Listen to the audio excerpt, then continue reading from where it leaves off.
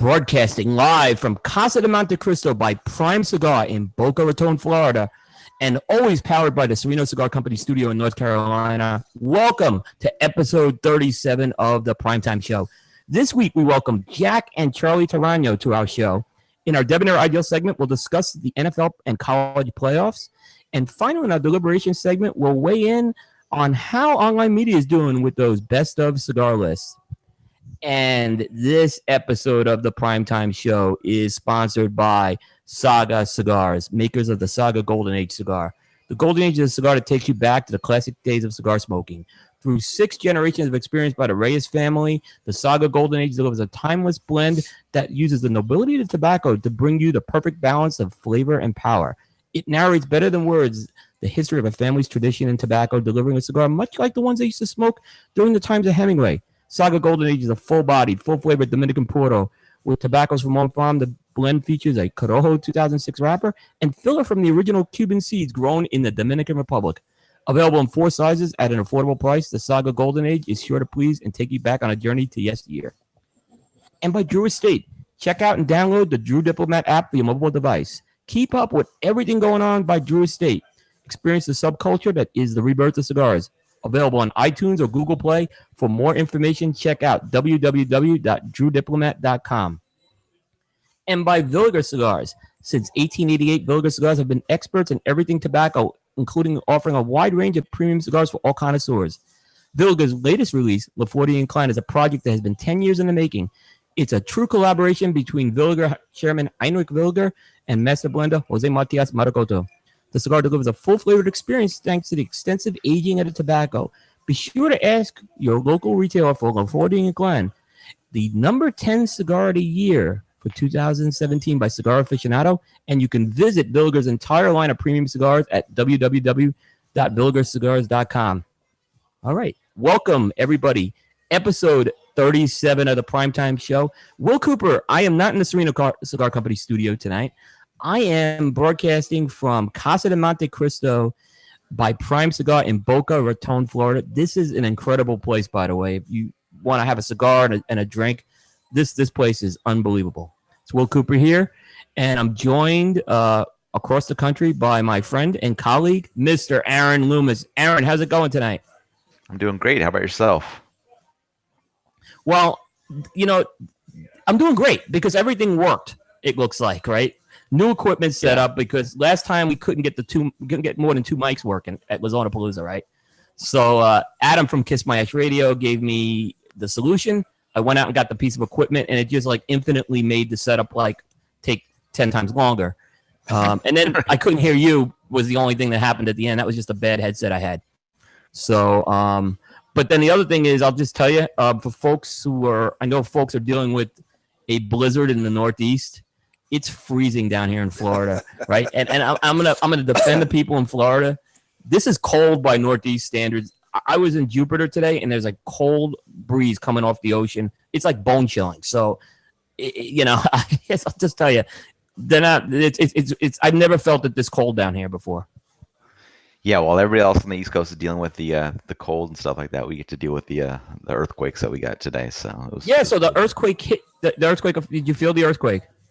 I was going to sleep through it until my wife woke me up, but she woke me up, and then we got to hear the windows and the shower doors kind of rattling around. But it was really just a little bit of a shake. It didn't do any damage over here.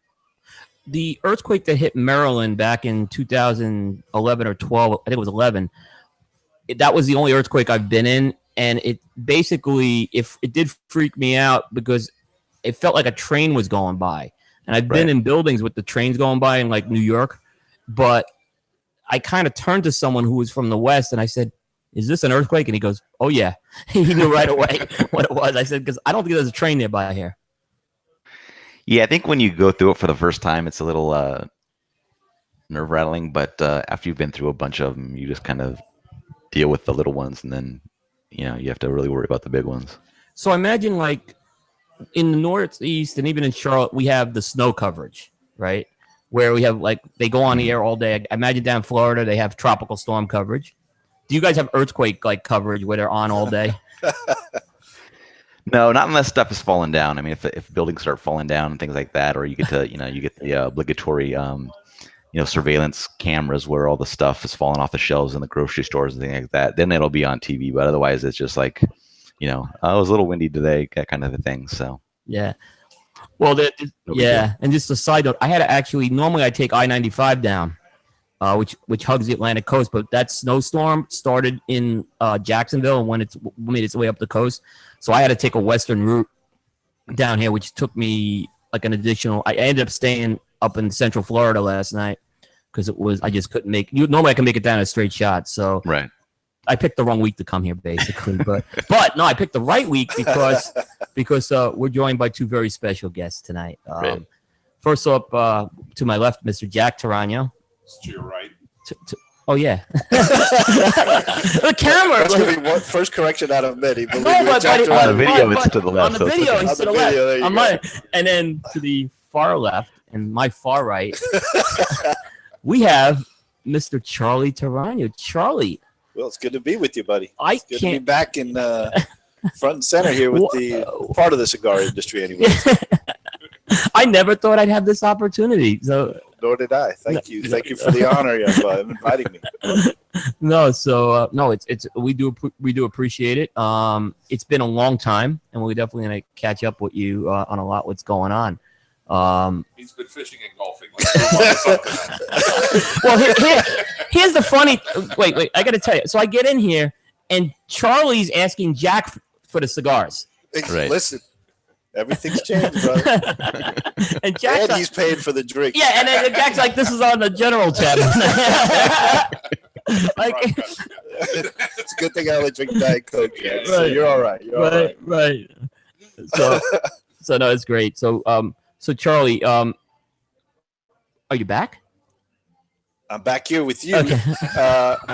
No, listen, I had a great, as you may know, I had a great visit with Jack back at the factories. Our old factories in Esteli, Nicaragua.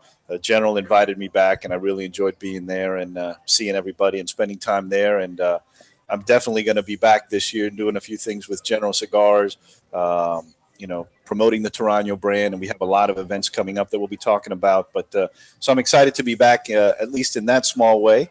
But after that, who knows? We'll see. That's great. Let's kind of just set a little context here. So I want to. Your family goes back over 100 years. Toraños were growers, right? Right. But I guess I met you right around the time where you started becoming the face of Toraño. You took over the company, right? And you formed Toraño Family Cigars. Yeah, we, like you said, there was also, so my great-grandfather, my grandfather's generation were growers of tobacco, and so was my father, right? I'm born and raised in Miami, and when I was growing up, my father was growing tobacco in the Dominican, in Ecuador, Mexico, Nicaragua.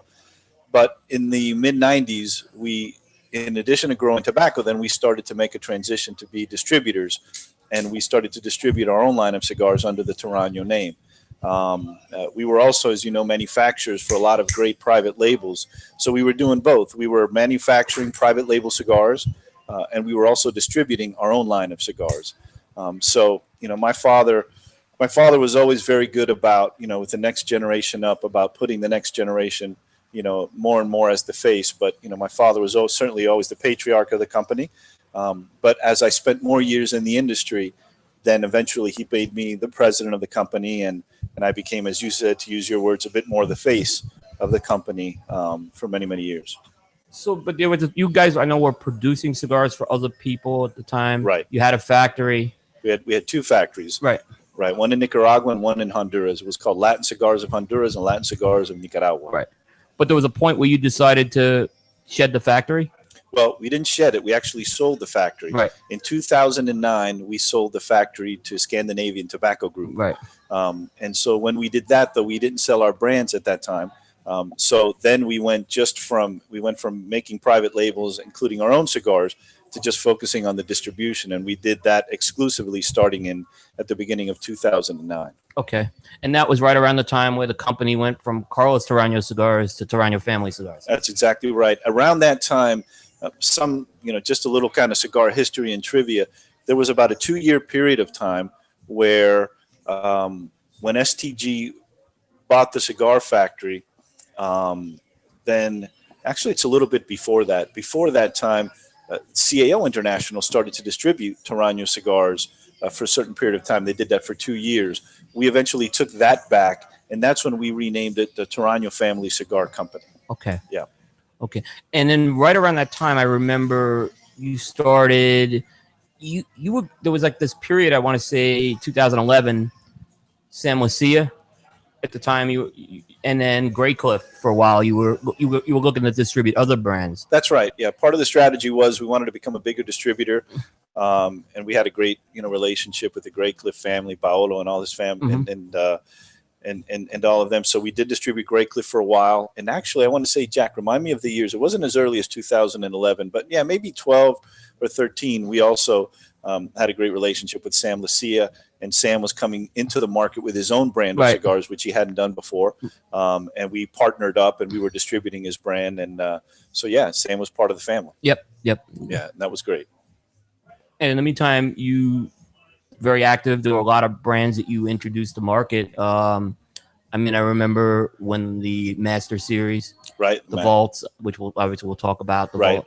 So, I mean, you were actively putting a lot of brands into market as well. Yeah, we were. No, certainly Toraño Cigars, like a lot of, great distribution companies, we were active in launching new brands. And that period of time that you've just chosen, kind of 2011 to 2014, 2010 to 14, was exciting because under the new Toraño Family Cigar Company, there were new launches. We did single region brand. As you said, we had a variety of the Vault brands. We had Master Maduro. So it was definitely an exciting time for sure. It kind of, and I came on board. And then you came on board in 2011. Really yeah, but I was talking about exciting times. And right around that time is when Charlie first considered selling the company. Right. No, that's not right. It was after 2 years working with him that I said, I got to sell this thing. I got to get out. No, I mean, the 2010 resonates a lot with me. That was my first trade show. I remember when you unveiled. The new, branding and everything. I remember that was the year Single Region came out and the Master came out that year. Yeah, we were really excited. Yeah, that was a neat time for us for sure. Yeah, and one thing that I guess I've always put with Toraño cigars, affordable cigars that anyone could smoke. Mm-hmm. Like it wasn't that cigar that was too mild or too strong, but they were always affordable, which is what I found. Well, I agree with you, and I think part of that was really, came from my father's philosophy, right? He always wanted to create a cigar that everybody could smoke, and we had a variety of different cigars to appeal to a lot of different palates. And so I think part of my father's, the history that he had in the leaf business and the ability to blend a lot of different tobaccos, having been in the leaf business for all those years, and understand, too, he came from a time where cigars were also very inexpensive. When the boom started, cigars started to really jack up in price. I mean, supply and demand and all those great things. But my father's philosophy was he never wanted to bump into somebody who said, boy, I hear your cigars are really good, but I can't smoke them because I can't afford them. So yeah, I would say you're right. And your perception was very much the reality of what the philosophy for Toraño always was. So you personally, what was your road getting in? I know obviously your father was in the business. Mm-hmm. What was your road? How did you move into the cigar business? What was your path? When I was growing up, I wanted to be an attorney. I wanted to be a lawyer. And I've said this before, but what's hard for people to understand is when you grow up in the 70s and into the 80s, which is really when I grew up. I was born in 67. Me too. By the way, I'm still much younger than Jack. But so we both turned 50 this year, that means. There you go. Yeah, exactly. okay. That's right. Yeah, we're part of the 50 club. Yeah. That's it. We're Sorry, done. Aaron, you're out. That's right. But in the 70s and 80s, the handmade cigar business was not a great business. It was actually a declining business. It was a business where you didn't have, the 20 and 30 and 40-year-olds that were picking up handmade cigars. It was the older generation that was smoking. And as the older generation was dying out, the truth is the cigar industry was also dying out. So I actually never had this vision of being in this business. It was very small. My father loved it. It was his passion. It's what he always did. It's what I always remember him doing. But so I became a lawyer, which is, again, that was my passion, what I wanted to do. And I became a lawyer in 1992, practiced law through 1996. But if you remember, 92, 93, as I start practicing law, there's a real renaissance and a real cigar boom happening. And all of a sudden, those 20, 30, and 40-year-olds who weren't smoking cigars, they're smoking cigars now. And more people are getting into it. And my father became, I remember I had my son, and I was, growing my family. I couldn't even see my father because he was on a plane every day. He was at the fields. He was in the factories. And so it was here in Boca Raton, Florida, where one day, and like I said, I've told the story, Jack knows it, but I was looking at this business. I was looking at how busy my father was. And I said to him one day, I said, Dad, you think there's room for me to join this business? And he said to me, I want to say it's almost a direct quote. He said, Charlie, there's not room for you in this business. There's a need for you in this business if it's really what you want to do. And that night was really kind of a pivotal night, certainly in my life and in kind of the history and the trajectory of my family life and for Toraño Cigars, because I remember coming home and my wife looked at me. She didn't know I was going to say anything. She thought she married a lawyer, who basically worked, certainly not 9 to 5, but 8 to 7 locally. And that was who she married. She said, "What'd you just do?" I said, "I think I just left, being a lawyer, and I think I'm about to join the cigar industry." And it was a complete game changer. And so for me, I'll just never forget, that particular night. And so that's really my trajectory as to how I started in the cigar business. June 1st, 1996, day one. Wow. Yeah. What did you start doing when you joined? At that time, my father, the company was Central America Tobacco and Toraño Cigars. And to make a long story short, but it's kind of a cool historical story. My father was a middleman. Remember, he was in the leaf business. So he knew all the cigar factories all throughout Central America, because they sold them leaf tobacco. And so for a time, my father, in order to help the leaf business, he started to dabble in the cigar business, because by getting into the cigar business and helping those cigar factories grow their business, they would need more leaf tobacco. So you had Central America Tobacco and you had their leaf business. And my father ultimately decided to dedicate himself exclusively to the cigar manufacturing side. But when I joined in 1996, we were still not full-blown cigar manufacturers. We were middlemen, namely, people would come to my father who knew that he had all this experience and say, Carlos, I'd love to get a cigar made for me in Honduras. Do you know a cigar factory? My dad would work with, and he worked primarily with Plasencia, who was like a brother to him, and they did a tremendous amount of business. And my father became that middleman. So when I first joined the business, and I see all these cigars and all these faxes coming in of all these cigars that we're importing. We were doing business with J.C. Newman. We were doing business back then with Lane Limited. We were doing business with Hulk O'Rourke, with Brad Weinfeld, who at that time were the owners of Romeo and Julieta. We were doing business with Swisher International. We were doing business. We started doing business with CAO. So we were doing business with, I always call it was almost like a who's who of the cigar business. But in 1996, we actually didn't own the factory. So when I first started, that was kind of the makeup of what we were doing. And Toraño Cigars started in 1994. We were also starting to get the Toraño name out in the market. So those were the things that kind of occupied certainly my time, learning the business, learning the manufacturing side, and ultimately also trying to get to understand the distribution side. I was a lawyer. Let's be fair.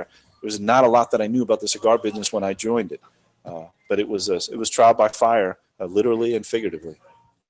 That's amazing. What was the first Toraño branded cigar? The first Toraño branded cigar was a cigar called the Carlos Toraño Dominican Selection.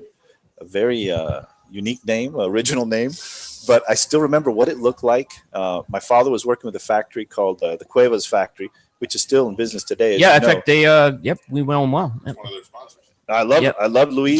Jack's right on top of this. There we go. That's why he was my marketing guy. No, but he was, So we started business doing with Luis Senior and his brother at the time, Sergio Cuevas, and so they started making the first Toraño Dominican Selection cigar. And then there was a point where you decided you were going to have a factory. So obviously it was. Yeah. When did that happen? Listen, I always tell the story. I tell it to any business person, no matter what business you're in. What we thought was the absolute worst thing that could ever happen to our business, in the end, turned out to be the greatest opportunity, which was Plasencia, who we did a tremendous amount of business with in Honduras. Plasencia sold his factory to Tabacalera of Spain, which was in 1997. So about a year or so after I'm in the business, we're doing all this great business, and now the factory that we're the middleman for is selling. So we're losing that. and we have all these great clients that depend on us to make their cigars through Nestor. Nestor just sold, and I'll never forget. There was some, Nestor's all of his transactions, were always interesting. Nestor continued making cigars in a separate cigar factory. So he, quote, sold some clients, but not all of us. And he looked at us and said, guys, I love you, but you went with Tabacalera of Spain. I sold you guys. You're doing cigars here. And so what first looked like a disaster for Toraño and what we were doing, that then led us to say, you know what, we're going to start our own cigar factory. And that's what led to Latin Cigars de Nicaragua and Latin Cigars de Honduras, which then turned out to be, really great cigar factories. And it kind of launched us into a different sphere. We went from middlemen to actual cigar manufacturers. Right. Will Cooper, Aaron Loomis. We're here with Charlie and Jack Toraño, episode 37 of the Primetime Show. Aaron, I'll turn it over to you. So Charlie, after that move where you kind of got traded, what were the kind of the next what were the next steps for creating new brands? Well, the first thing when we created, we had a very small factory in Danlí, Honduras. I remember the location. And at that time, so we were making our own cigars. You remember this? I don't know if you remember this brand, Will, but Virtuoso brand. Yes. The Toraño Virtuoso was made in Honduras. So we started making the Virtuoso brand, and then we were also working with J.C. Newman. So J.C. Newman was always a very important client of ours. Because J.C. Newman, we did a lot of their bundle brands. We didn't do, as you know, J.C. Newman was working and has always worked for many years with Fuente, that was doing a lot of their brands, but they gave us a lot of their bundle business, and it was a very high volume business. So to start a cigar factory with a very high volume, great, company and family like the Newman family, that kind of helped strengthen that factory and gave us, the room to ramp up. And at the same time that we had a Nicaraguan factory, another cigar that we got to continue to make was the CAO Gold. Again, there's a lot of history there, but we were making the CAO Gold, which still today, and certainly when we made it, it was a tremendously successful cigar. CAO basically was, at that time, they went to Costa Rica and were doing a lot of different things, but they said, all right, Toraños, you've got your own cigar factory. We'll let you make the CAO Gold. Let's see how good you can do. And so that kind of helped set the base for what was going on in the manufacturing business. On the distribution side, we were certainly expanding our brands, and eventually, I want to say in 1999, and our history, is when we launched the Exodus brand, and we launched Exodus through that factory, and that I think began to strengthen Toraño as a distribution company. Nice. Toraño, then, that was the Exodus Gold, correct? Correct. Right. The box pressed. Yeah. Right. Would you consider that like the breakthrough cigar? That was definitely the breakthrough cigar, for us. And I'm just going to tell you, it's just a funny anecdote. I remember, I think that cigar, it cracked the top 5 cigar for Cigar Aficionado, I think within a year or two that it was launched. And I'll never forget, and he won't remember. But at that time, Rocky Patel was doing a lot of Indian tobacco cigars, and he was in the middle of making some significant changes, right? And I remember a guy like Rocky, who we now know how successful that brand and company is. I have a tremendous amount of respect for everything that he's done. But I remember Rocky at that time. One day, my dad and I were walking in Las Vegas, and he looked up at us and he said, "Hey, Charlie, so what's it like to be on top of the cigar world?" And I just laugh now when I think of, listen, we never got to that mountain that he got to, right? I mean, Rocky Patel has done such great things. But yes, that's just an anecdote of how the Exodus brand really took off, and it was a really exciting time in the history of our company. That's great. So going back to 2010, 2011, Jack comes in. Yeah, Jack. Everything takes off. Yeah. Oh yeah. Yeah. It was. Listen, straight. Right. No, listen. I'm going to let Jack tell a portion of that story, because it is a great story, and that's where I was going. And all I want to say is and I'll say it multiple times, even though we're going to crack on each other. I said, really, one of the coolest things that have happened to me in the cigar business has been to get to know and love my cousin Jack, and so him joining the company was an interesting time. Go ahead and tell it how it happened, buddy. Well, it was the funny thing is, let's go back to like 2001. There was a big smoke in Chicago. 2000, 2001. Can you hear me now? 2000, and Charlie and his dad came up to Chicago and visited us at the studio. And at the time, every time I kind of talked to his dad would say, you know, you should come work for us. But things were going really well in the music business in Chicago. So while I was very flattered and grateful that he was interested, I really never envisioned, you know, in the 80s, I worked a little bit selling leaf tobacco on 8th Street. I never envisioned going back to the cigar industry. But 2010, my half-brother passes away.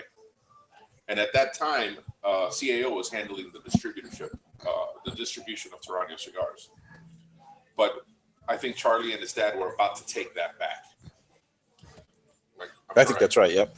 And this is 2000. This is May of 2010. I come to my half-brother's funeral, and Charlie's dad is there.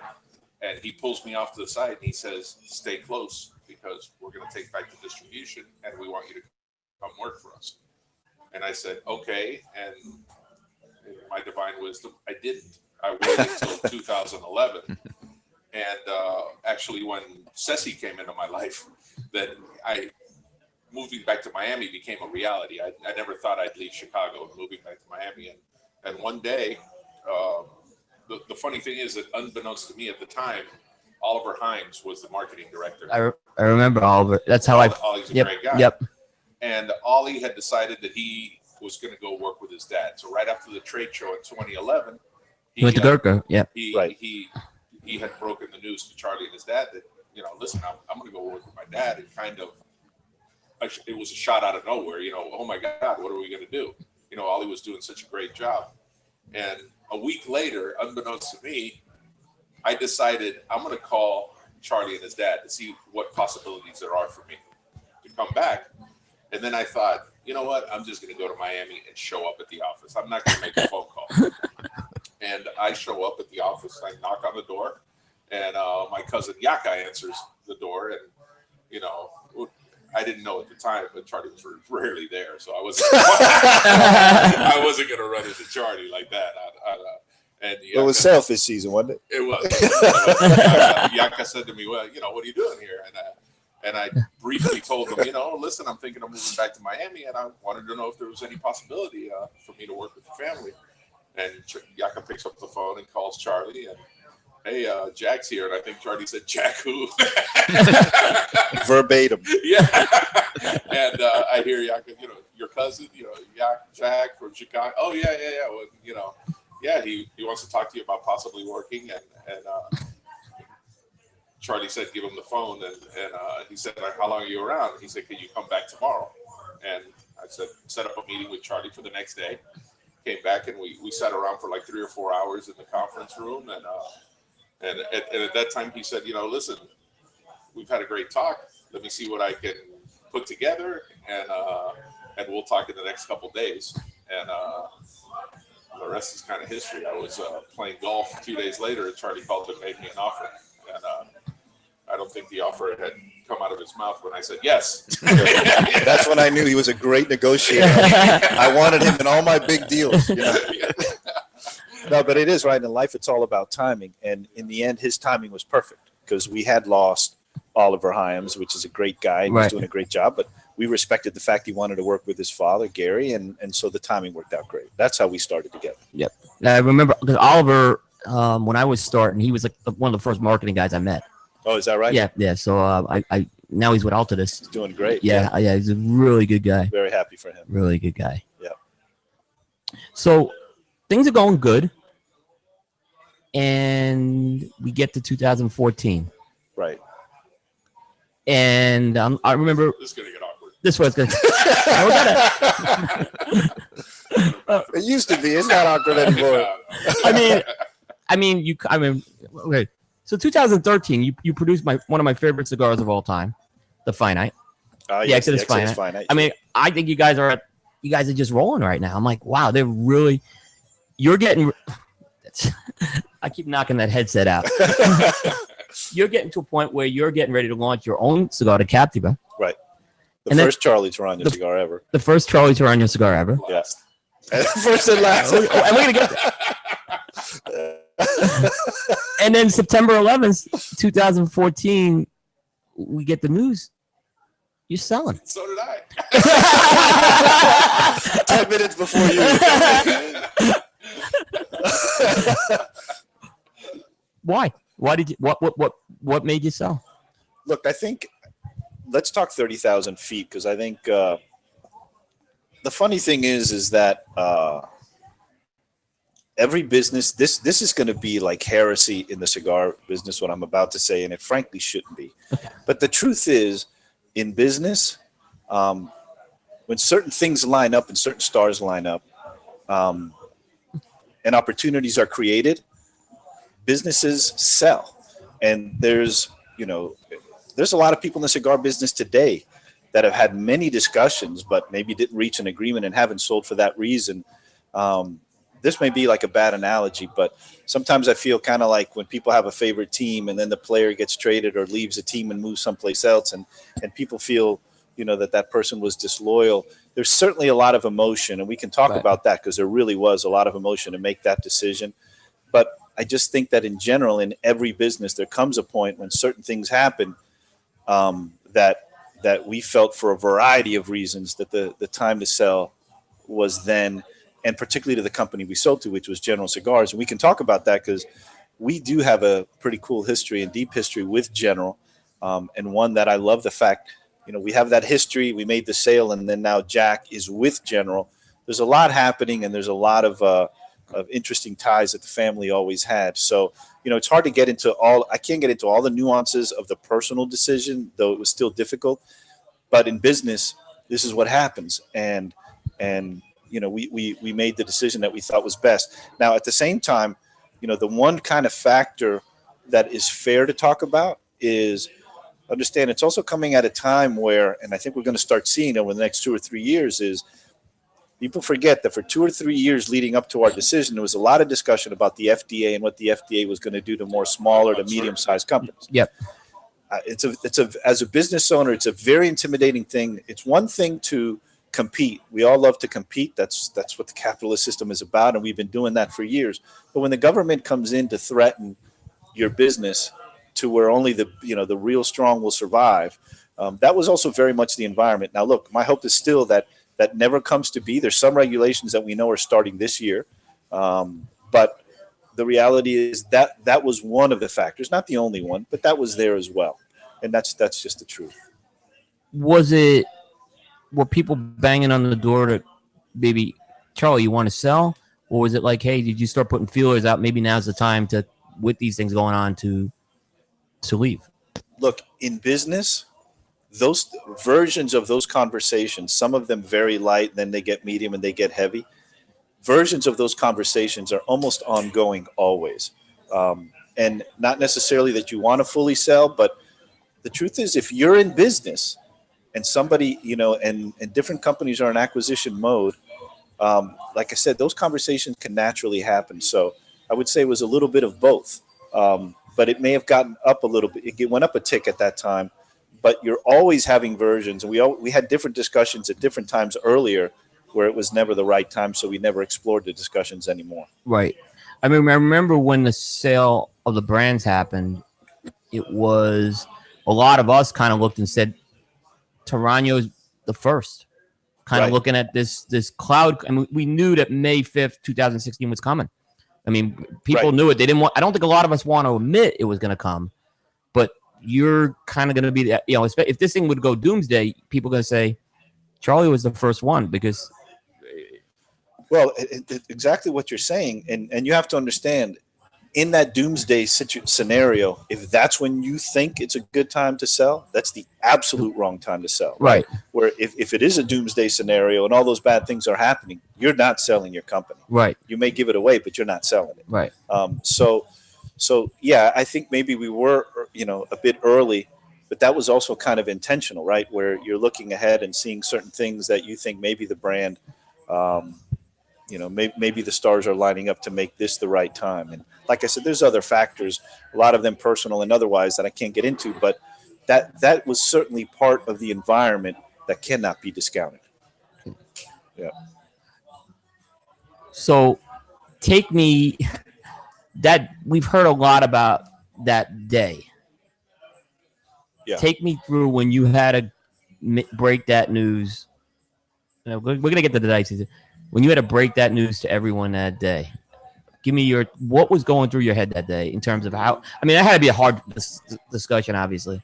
Listen, it always sounds, and I'm glad you're giving me an opportunity to talk about it because, and again, we're getting 3+ years down the road now, and it sometimes sounds self-serving for the guy who sells the company to say how difficult it was, but believe me, the hardest day of my professional life, by far, and into my personal life, it ranks up there as one of the hardest kind of mornings in the world. One, the decision is going to affect a lot of people's lives.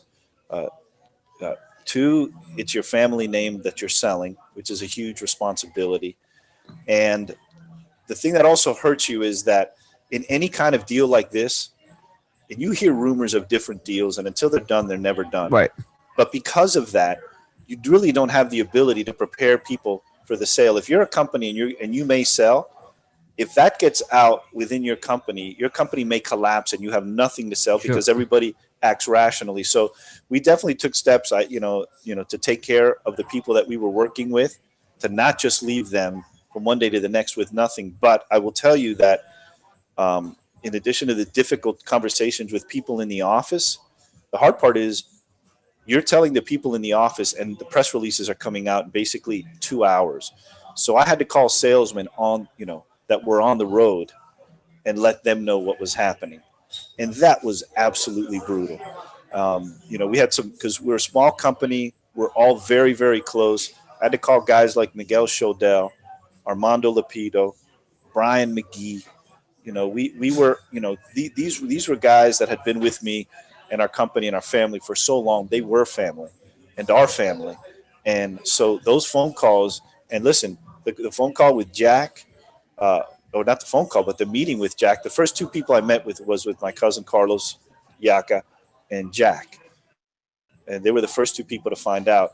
And no matter how much you try, the emotions are raw and you feel it.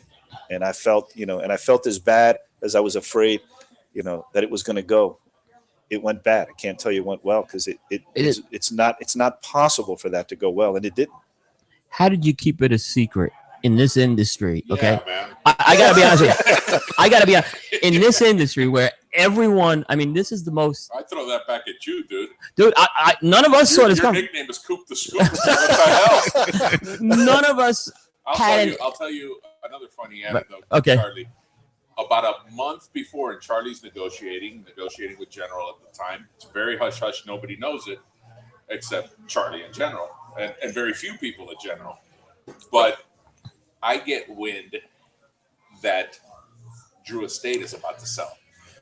Well, that was a month later. A month later. Yeah. But I call Charlie, and and Charlie told me this afterwards, but I pick up, Charlie answers the phone, and I said, Charlie, you're not going to believe the rumor I just heard.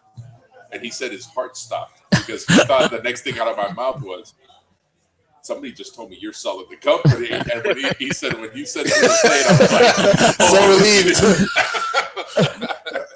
Yeah. No, and I'll always remember at that time the president of the company was Dan Carr. And I remember when I flew up to Virginia on a couple of different occasions, and I would say, look, Dan, I can't walk through the front doors and walk through General. We don't do anything with General, right? There's no distribution agreement. There's no reason for me to be here. And I thought, is there a back door? Is there a conference room where we can meet? Can we meet off site? And he was pretty relaxed about it and just said, listen, don't worry. It's early in the morning. There'll be very few people here. And I went right through the front door and just kind of crossed my fingers. And as you say, it turned out that in the end, we were able to keep it confidential, which frankly is really important because I've heard, just like you, and I'm sure you reported, there have been different rumors over the years about a variety of different companies, and then nothing really ends up happening because sometimes the rumors are just back to what I told you about earlier. There's some variations of talks that are semi going on at different times at different companies that don't really go to that hot stage. I'm a corporate guy from my day job, and I know I work for a company that acquires, and I know what this does to families and that's kind of how I started the whole rumor-free thing, was literally not. It was before that because I recognized that these things can. I mean, I get reps call me up saying, "Is my company selling?" I had an EP Carrillo rep call me up, like, and I said, "I haven't heard anything. It's just I'm hearing the same thing you're hearing." Right. So I totally get that. Yeah.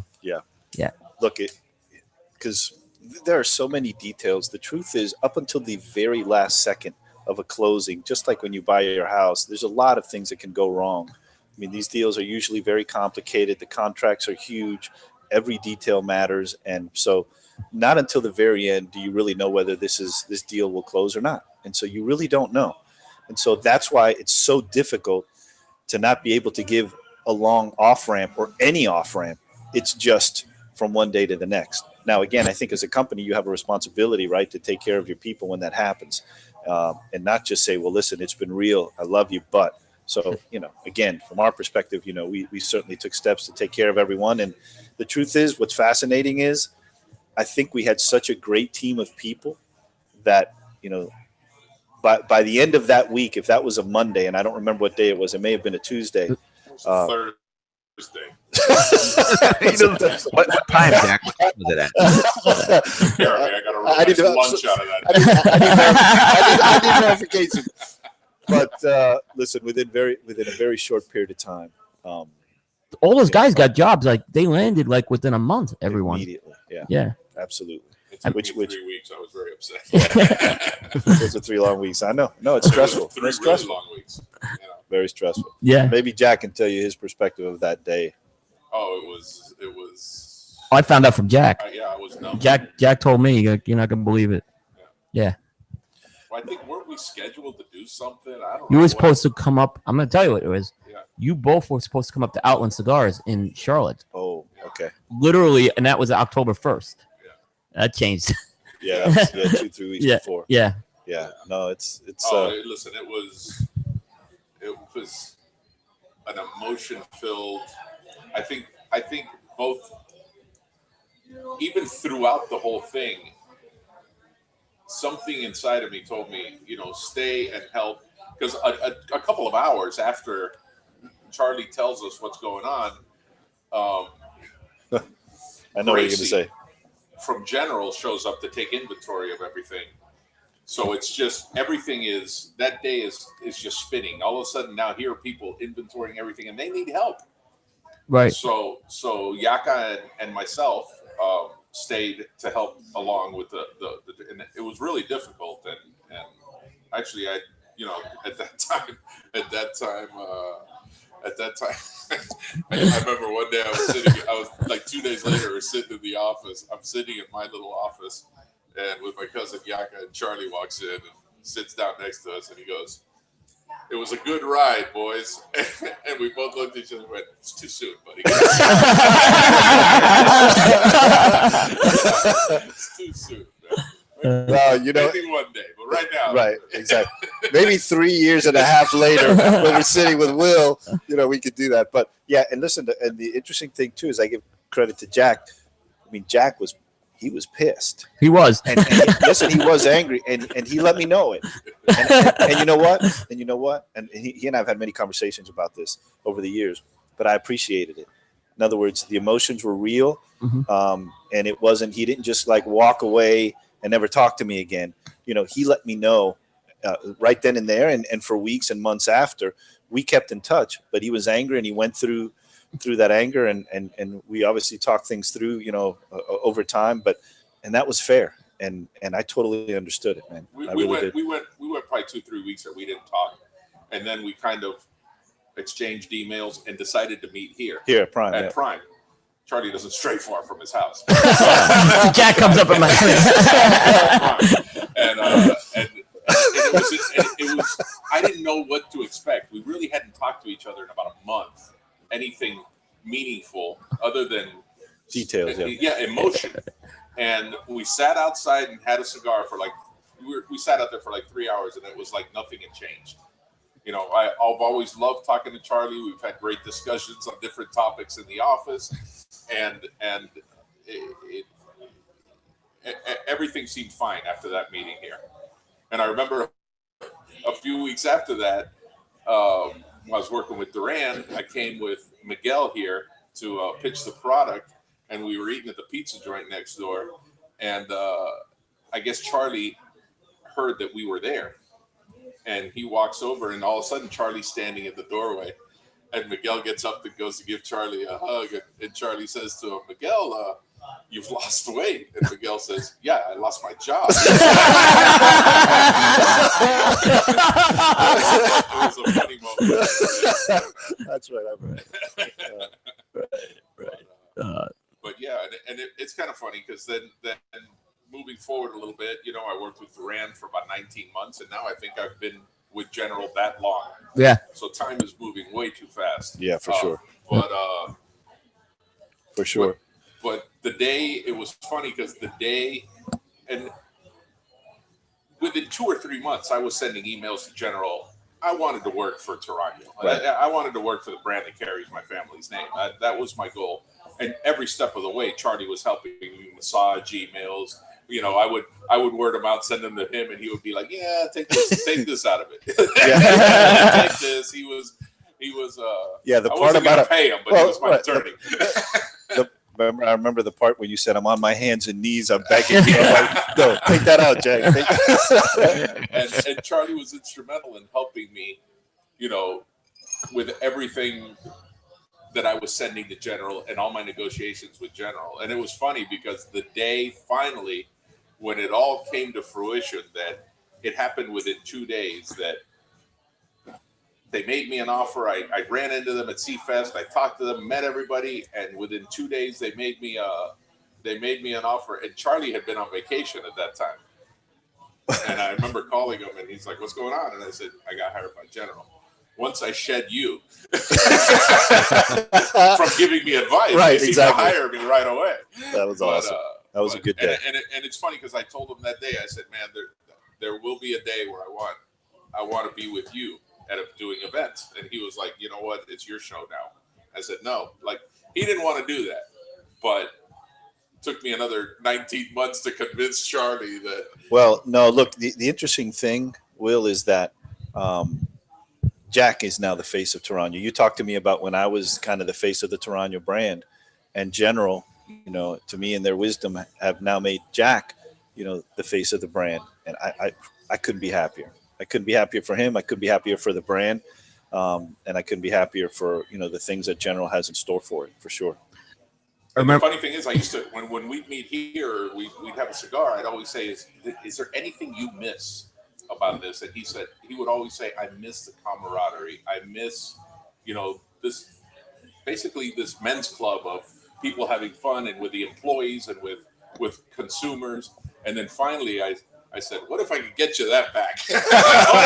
You don't have to worry about the financial part of it. I'll give you the camaraderie back, man. No doubt. Come back and so we got some good plans for this year. But look, going back to when I told you about the analogy, you know, of the athlete, and when you ask them after they retire, what do you miss? Well, they miss the locker room, right? They miss, you know, hanging out, you know, with their guys, and that's certainly something I've missed tremendously. We're not going to be hanging out any longer. Oh, is that right? You know, it's funny though when the women's locker room. All right. So when you left Duran, so I remember he called me and said, "I'm leaving Duran." He said, I can't tell you where I'm going. I thought I knew where you were going, and it wasn't Duran. It wasn't General. Oh, you didn't have that? Okay. No, because, well, I knew Jack knew some other people, right? So I had this one company in mind that I thought you were going to. I think you know the company. Possibly. Yeah, you've introduced me to their cigars. Yeah. Okay, Yeah. so. Yeah. And everyone's saying, okay. So everyone's telling me, "Oh, Jack's going back to Toraño." I'm like, that ain't happening, right? Really? But I did. I called Coop to tell him that I'd left Duran and I knew where I was going, but I couldn't talk about it. But a day later, I called you and I said, "Listen, I'm going to tell you what's going on, but you cannot say anything." Right. For 2 days, and Coop sat on it for a couple of days. Yeah, I did. It was hard. I said, I promise you were the only one that would be able to get the scoop on it, but you got to please give me a couple of days. No, I agree. Yeah. Aaron, sorry, we're hogging this up here. Why don't we get Aaron's there. Hey, yeah. Aaron. Sorry about that, Aaron. So Charlie, when you sold, what was the agreement for you as you were after you sold? So were you going to stay on for a certain amount of time to be able to do some stuff, or how was that negotiated? No, the agreement was always that actually I would step away. The agreement was never that I would work for General, but rather that General would basically, pick up the brand and move forward. I was certainly completely available on a consultancy basis, but it was always right from the beginning, and really right from the beginning of the negotiation wasn't, listen, I'm going to sell you the brand and then I'm going to go work for you. But rather, if you buy the brand, it's your brand. And, sometimes I think it's very difficult. I've seen it historically in our industry where people stay on and, sometimes particularly at the beginning, it never looks to me like a perfect fit. So I think it's more fair to both sides for them to take it on. But again, I would have been willing to have done different things at that time, but it just didn't work out that way. So right from the get-go, Aaron, that's the way it was laid out. So since you weren't going to be involved, were you part of a non-compete then? Absolutely. What was the And every term one on of these deals, without violating, because all of these, every contract and every clause of these contracts is completely confidential. Let me just say to you now that I'm no longer under the non-compete. But I have been, That was a long time. That's a long non-compete you had. I will say to you, as non-competes go, I would say it was average. Oh, okay. It was average. It really wasn't long as non-competes go, but I think I can say, that, and I've said this before, that I don't have any interest in launching my own brand and competing against the Toraño brand. If I do anything brand-wise in this industry, is to support the Toraño brand, is to support Jack and General to the extent that they think I can help, right? So I'm willing to do that because that's what I want to see. I want to see Toraño succeed. So I'm not opening up a cigar factory. I'm not opening up a competing brand. It's not me. It's not what I want to do. I would just like to do what I can to help Toraño succeed in small ways or in large, and that's completely up to General. And I respect what they're doing with the brand. I respect who they have as the face of the brand, and some of the things that I know about what they have planned for the future. All right. Go ahead, Will. Okay, so when the sale happened, there were kind of two things that came to my head immediately. Is one, how are they going to sell the Charlie Toraño cigar without Charlie? Was my first question. Sure, because that hadn't really been released. No, it really hadn't, and that's the truth, right? So we launched that at the IPCPR. Was it July 14? Yeah, it was 2014. 2014, and the sale happens almost less than 2 months. So the truth is, I would argue that was a casualty of the deal. It wasn't fair to General, a brand that that Toraño had not been selling or was just starting to sell, that in this case carried my name and I was stepping out. So it was a casualty. And it kind of fell into limbo. I mean, right. Yeah. We had taken all these orders at the show, and then the sale happened, and I did see some made them to catalogs, but for the most part, I don't. It wasn't. It was a brand new brand. Yeah. So, I mean, you know how difficult new brands Right. are. the next year. Right. Yeah. You need. I mean, a new brand needs a tremendous amount of effort and backing, and General, rightly so, was focusing on the more current, the brands that had been in distribution for a longer period of time. Sure. And that was fair. And then the other thing was, because 14 was 2 years from 16, the Centennial. Like I kind of had it in my mind that, just before the sale, the Centennial was coming up. This was going to be big for you guys. Right. And that kind of didn't happen, the Centennial. That's right. I mean, that's right. And I think the timing of the sale, in that sense, the Centennial is they hired me. So yeah. But there was no Toraño. But there was no Toraños from till 2016. No new Toraño. No new Toraño. There was no Toraño with the Toraño brand. Correct. So that would have been very hard to do the Centennial, I would imagine. And I think that's a dilemma, because the Exodus. That's a good point. That's a good point. Was initially going to be the 100-year anniversary cigar. It was a one and done. It was going to be limited. It was going to be, but near the end of that, from what I understand, they took the 100-year designation off of it because there wasn't a Toraño. Yeah, that's a good point. I came on board like a month before that cigar was ready to launch at the show, and I was introducing that cigar. I think had I been on board a little bit earlier, it probably would have been designated the 100-year anniversary cigar. So Yep, that's probably right. Okay. Aaron, back to you. I'm sorry. Real quick, I got a question from the chat room, and I'm not sure who this person is. It's Justin Andrews. Oh, yeah. And he wanted to know, Jack, He knows who that guy is. how do you like working for him? I fought very hard to get to work for Justin Andrews. Justin is my direct boss. I answer to Justin, and he is somebody that is very valuable to General Cigars. He understands the category. He understands brick and mortar. He understands everything about it, and I think this is going to be a big year for us. And Justin is a big part of that. Justin is very in tune with this industry, and I couldn't be happier that he's a brand manager of Toraño. Yeah, and I'd met Justin before the trip that we took to Nicaragua, about a month or so ago. But obviously, I got to spend a lot of time with him. Maybe not as much time as we had planned, right, Jack? Yeah. But anyways, Yeah, but no, listen. Like Jack says, I mean, I don't know Justin as well as Jack does, but I really like the guy. I like his vision for Toraño, and I'm happy to be working with him as well. To do again whatever small part that I can play in doing it. And by the way, since Justin's watching, say, listen, I'm on your Facebook page. I saw your girlfriend. You punted way beyond the coverage. Oh, I agree. Way beyond the coverage. Come on, man. Oh, I thought she was hooking up with John. He's an F. So Justin and I are FOLs. I know Justin from his Lou Rod days, and that's friend of Lou. So that's we're in this FOL club, kind of. Glad you explained that. I was going to turn to you and say, hey, you're more up to the social media stuff. What is FOL? Facebook of love? Or I'm not sure. So I know. I know Justin a while. Good guy, solid guy. Solid guy. Charlie, what were you doing then after you sold? After I sold, well, it's interesting because it takes like 4 or 5 months even after to finish doing everything, right? So it's not like you sell and the next day you're somehow done, and then all of a sudden there's that funny feeling of, boy, I used to be this manufacturer and I used to be this distributor, and all of a sudden you wake up one day and say, huh. And so the first question was, am I gonna I call it the slow lane. He calls it the retirement home. He's not Shady too far. Acres. Yeah, you know what? I'm sick and tired of you calling it Shady Acres. It's Boca Vista. All right, brother.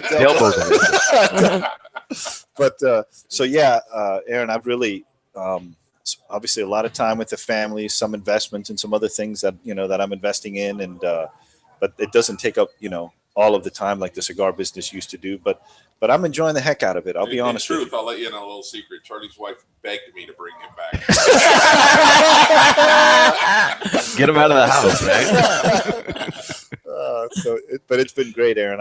Honestly, I'm loving it. I'm having a great time. And Justin also wanted to know, how easily do you sunburn on the boat? If I could take off the shirt, I'd let him sit. No. Don't you get any ideas either? Put an end to your show.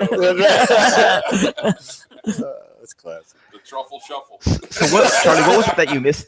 What was it that you missed the most after going away from it? He missed me. No, not Jack. Look, I would tell you that in addition to missing just hanging out with the people, right? The people that we worked with, also the people in this industry, because I have a lot of good friends in this business, and I just always enjoyed, particularly as a manufacturer, we got to interact with those people all the time, right? In their brands and in their blends and what was happening there. And the other thing I would tell you, I miss Nicaragua a lot. I love Nicaragua. It showed from those pictures and the video you sent me on my birthday, which I'll never forget, which meant a lot. But I can see it. You missed it. That's cool that you can see it. Yeah.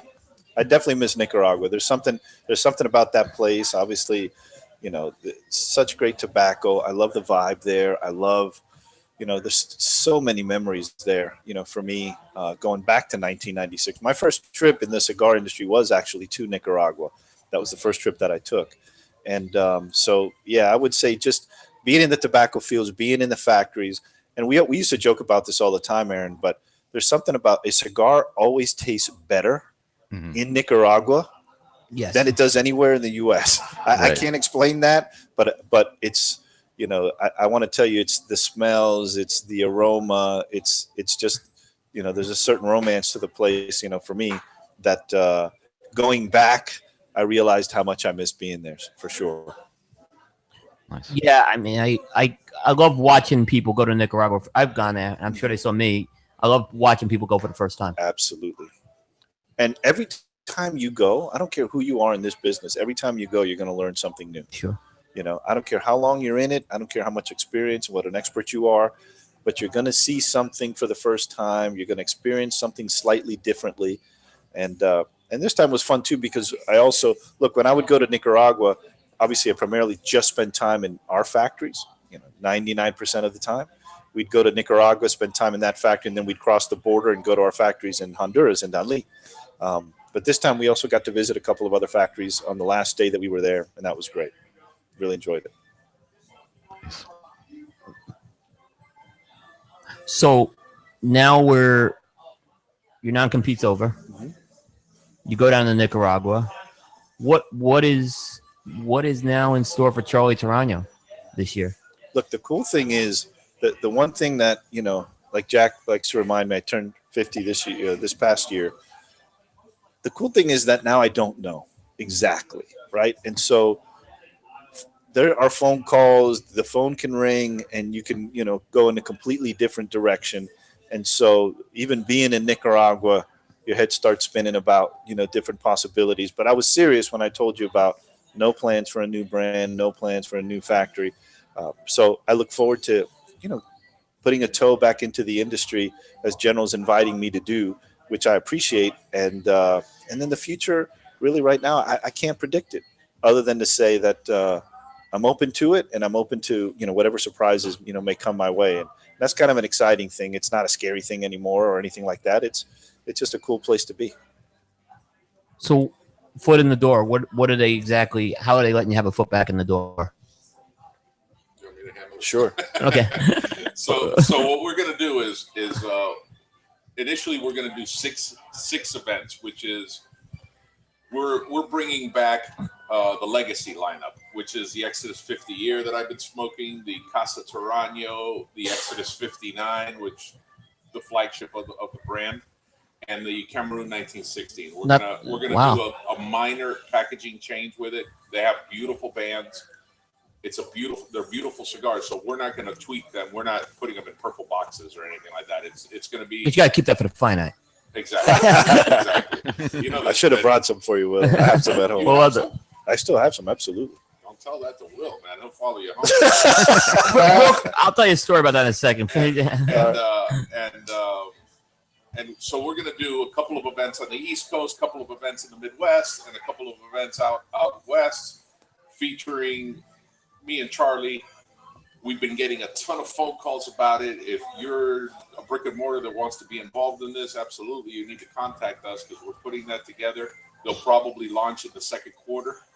There are going to be special event-only cigars that you can get at that event, special swag you can only get at events that Charlie and I attend. There's a lot of cool things that will be happening at those events, and it'll be a lot of fun. And maybe I'll coach Charlie into making an appearance at the IPCPR. That was like, well, you just I had heard that one. I know he well, misses that. well, that was So you actually took a question out of my I mouth. figured if I asked him here, he couldn't say no. Are you asking? I didn't hear the See, full. Justin, are we asking? well, let me put a request out. Justin, get these guys chairs at the IPC. I got one this year. Oh, you did have one. I The got one. first year he's there, he has no chair. He standing up, and I it's like, can't tell you, by day two, You were there dying. wasn't a piece of me that wasn't in pain. But it was so exciting that I'd get there and the adrenaline was flowing, and by like 2 PM, I couldn't stand it. they did get you And the, Coop would be like, you don't even have a chair. Thank you, Coop. but they Thank you, did give him the nice cushion though. You had the nice cushion floor though. Yes. Oh, that's funny.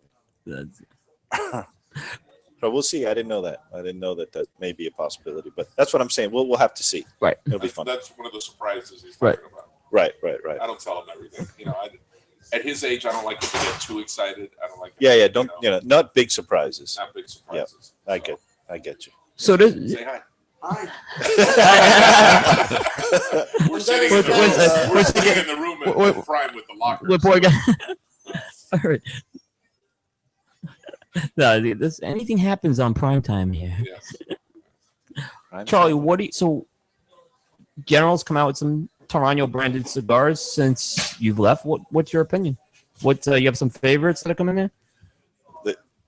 I really like the Vault line. And what's funny is when they first started with some of these brighter colors, which was very different than what Toraño used to do, I got to tell you, I love them now. So I really enjoy the Vault. I'm smoking, the blue label now, which I like a lot. And I also like the green label a lot.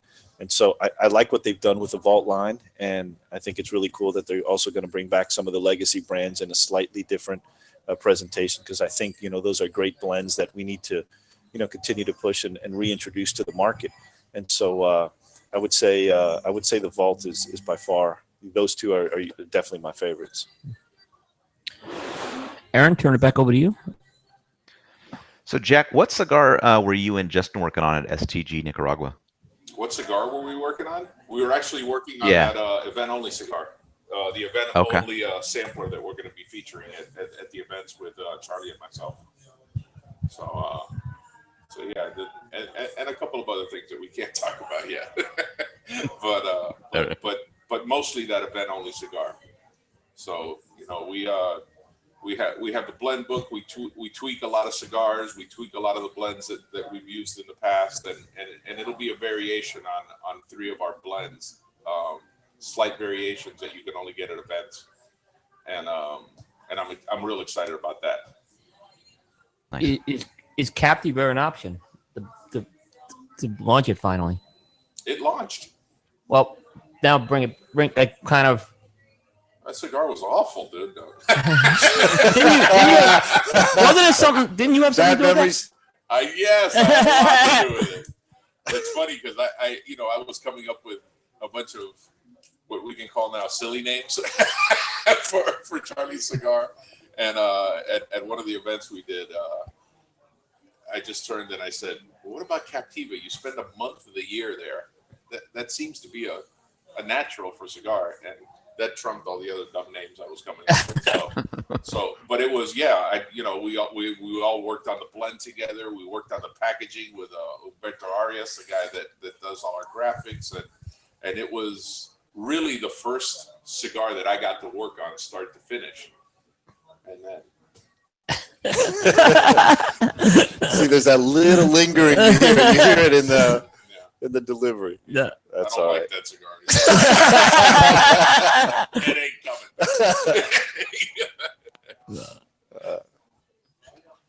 I don't have much say in that anymore. No, neither do I.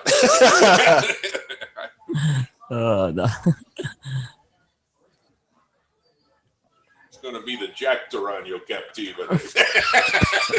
That would be awesome. I would love that. You had a cigar. The Big Jack. The Big Jack. The Big Jack. I did have a cigar. I wanted them to come out with a Big Mig for Miguel at Duran. Big Mig, yeah. Yeah, that'd be cool. The Big Mig. Okay. The Big Mex. No, that'd be cool. I like Miguel a lot. He's all right. This current state of the industry right now, Charlie, as you look at it now from the outside, how do you see the cigar industry? Healthy, not healthy? You cautiously optimistic about FDA. What's your thoughts? Look, I am cautiously optimistic about the full-blown execution of the FDA, but we know that some of the regulations are coming in, for the FDA. We know that, right? We got the health warnings that are coming in, at the end of this year and starting out, and so I'm optimistic. And I, like I told you, I want to be 100% wrong on some of the, right. That storm. I think this is our best chance, right? I mean, if you have an administration.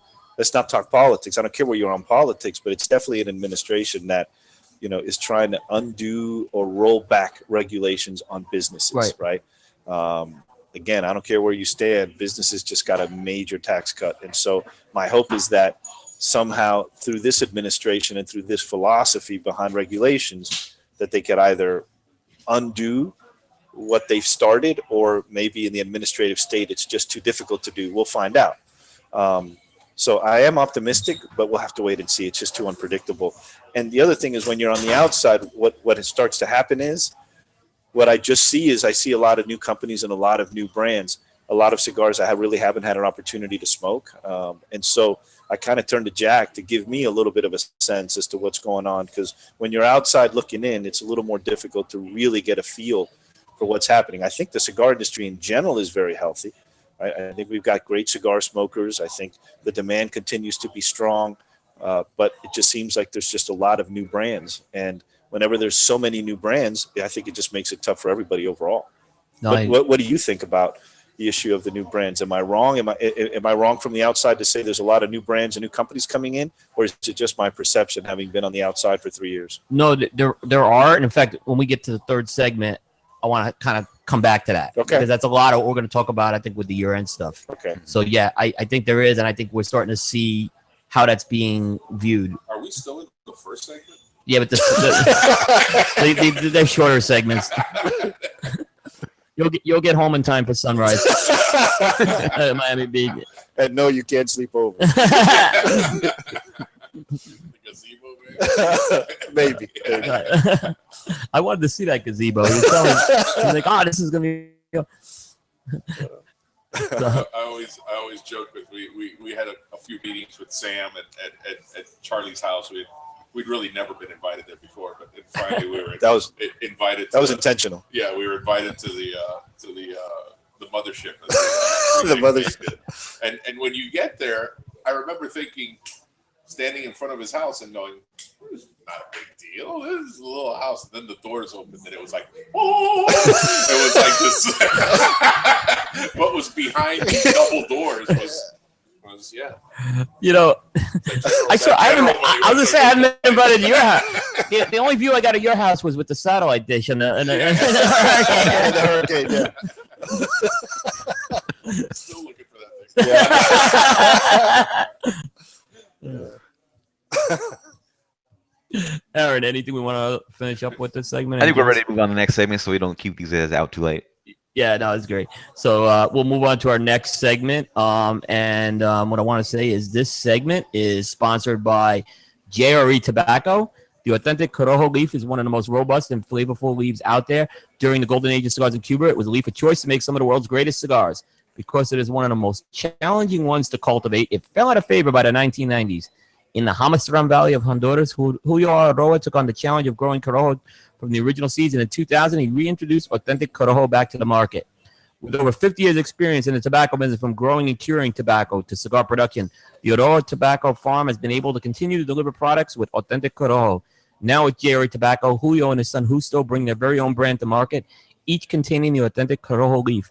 Toscano offers a mild to medium cigar in both Connecticut and Habano wrapper. Rancho Luna is a premium medium cigar in both Albano and Maduro. And Aladino is a 100% authentic Corojo Puro, representing the golden age of cigars from 1947 to 1961. Now available at your local retailer. Be sure to ask for JRE Tobacco, a legacy that is tasted in every drawer. And by Cornelius and Anthony. If you're going to be wanted for something, be wanted for something great. That's what Cornelius Bailey set out to do 5 generations ago. That's what Stephen Bailey is doing with Cornelius and Anthony cigars. Using the finest tobaccos, Cornelius and Anthony brings to you the Daddy Mac, Venganza, Meridian, Cornelius, and the recent released Ariel and Senior E-Sugars. You can find them at your local tobacconist. And by Tobacco Haven, who is our new sponsor for the Smoke of the Week, which we will have next week. We're actually all smoking Toraño tonight. But Tobacco Haven is located in Brookline, New Hampshire. Tobacco Haven is home to New England's largest open box and walk-in humidor. With brands such as Rocky Patel, Quesada, Tatuaje, and L'Atelier, Tobacco Haven has all your cigar needs covered. It's also the home to the ultra-limited Matilde Serena Churchill. You can find them on the web at www.tobaccohavennh.com. Primetime listeners can use the code COOP10, that's COOP10, and save 10% on your order. And this next segment is sponsored by Debonair House, makers of Debonair ultra premium cigars, and Indian motorcycle ultra premium cigars. So in our Debonair Ideal segment, Charlie, what we do is, and Jack, what we do is we take a little step back from the hardcore cigar talk, and we kind of talk about the things you talk about maybe in a cigar lounge. And I'll tell you real quick. Justo is one of my favorite guys in this industry, and that Aladino cigar he was just talking about, I got to bring you some of that. Okay. it is phenomenal. Yeah, Phenomenal. I think we got to mention too. On Wednesday, the 11th, Justo Christian's father, Julio's turned 80. Oh, excellent. Right. So I dropped. That's a great family in tobacco and cigars. They've done amazing things. Yeah, and I'll be going to see Justo tomorrow. So, Over on Bird Road. yeah. You know, I remember when I first joined this business again in '96. My father, at one point, you know, he knew Christian. Right, Christian was the young gun that was, you know, so heavily involved in manufacturing, as you know, in Honduras and the distribution and all, and the Camacho brand and all that. And my father telling me straight up, you need to get to know that guy, you know, and I did. And Christian's just a solid guy, and I've always enjoyed, you know, hanging out with him and shooting the bull a little bit in the cigar industry. Yeah, no, they have an amazing operation down in Honduras too. I've seen it. It's in, like you said, Aladino. That's a legit. I mean, one of the best cigars to come out at Honduras ever. Fantastic. Yeah, it's yeah. Did it make your list, or It was number 2. It was number 2 last year. We were ahead. We were. I gotta be honest. Cigar Coop was ahead of the curve on Aladino. Nice. I think we saw it before everyone else did. So I'm gonna. Yeah, I think it got number 1 somewhere this year. It did. It did get in. It's a really good cigar too. Yeah. So great cigar. But take a little step back.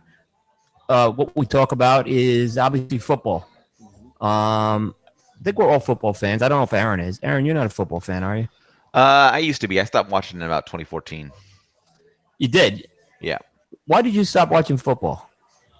I kind of lost my interest in it. It was getting to be a little too much showboating for me and less about football. I mean, a lot of, celebrating after every play and all that kind of stuff. And that just wasn't what I was interested in. I was interested in seeing the technical aspects of the game and things like that. But for me, the quality just started going down. We moved to a new house. We decided that we weren't going to bring satellite back. We were just going to, stream stuff and things like that, and I just didn't feel like paying for extra fees to watch that stuff. I'll pay for that for baseball, but I just wasn't interested for football.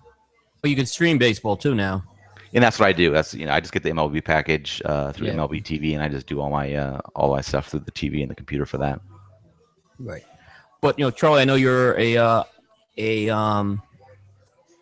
Gamecock. I'm a Gator fan. Gator fan. The reason why I said Gamecock, I'll tell you in a minute. Yeah. Okay, so you have a new coach. Yep. Dan Mullen. I'll tell you. I'll say I like the hire. You know what?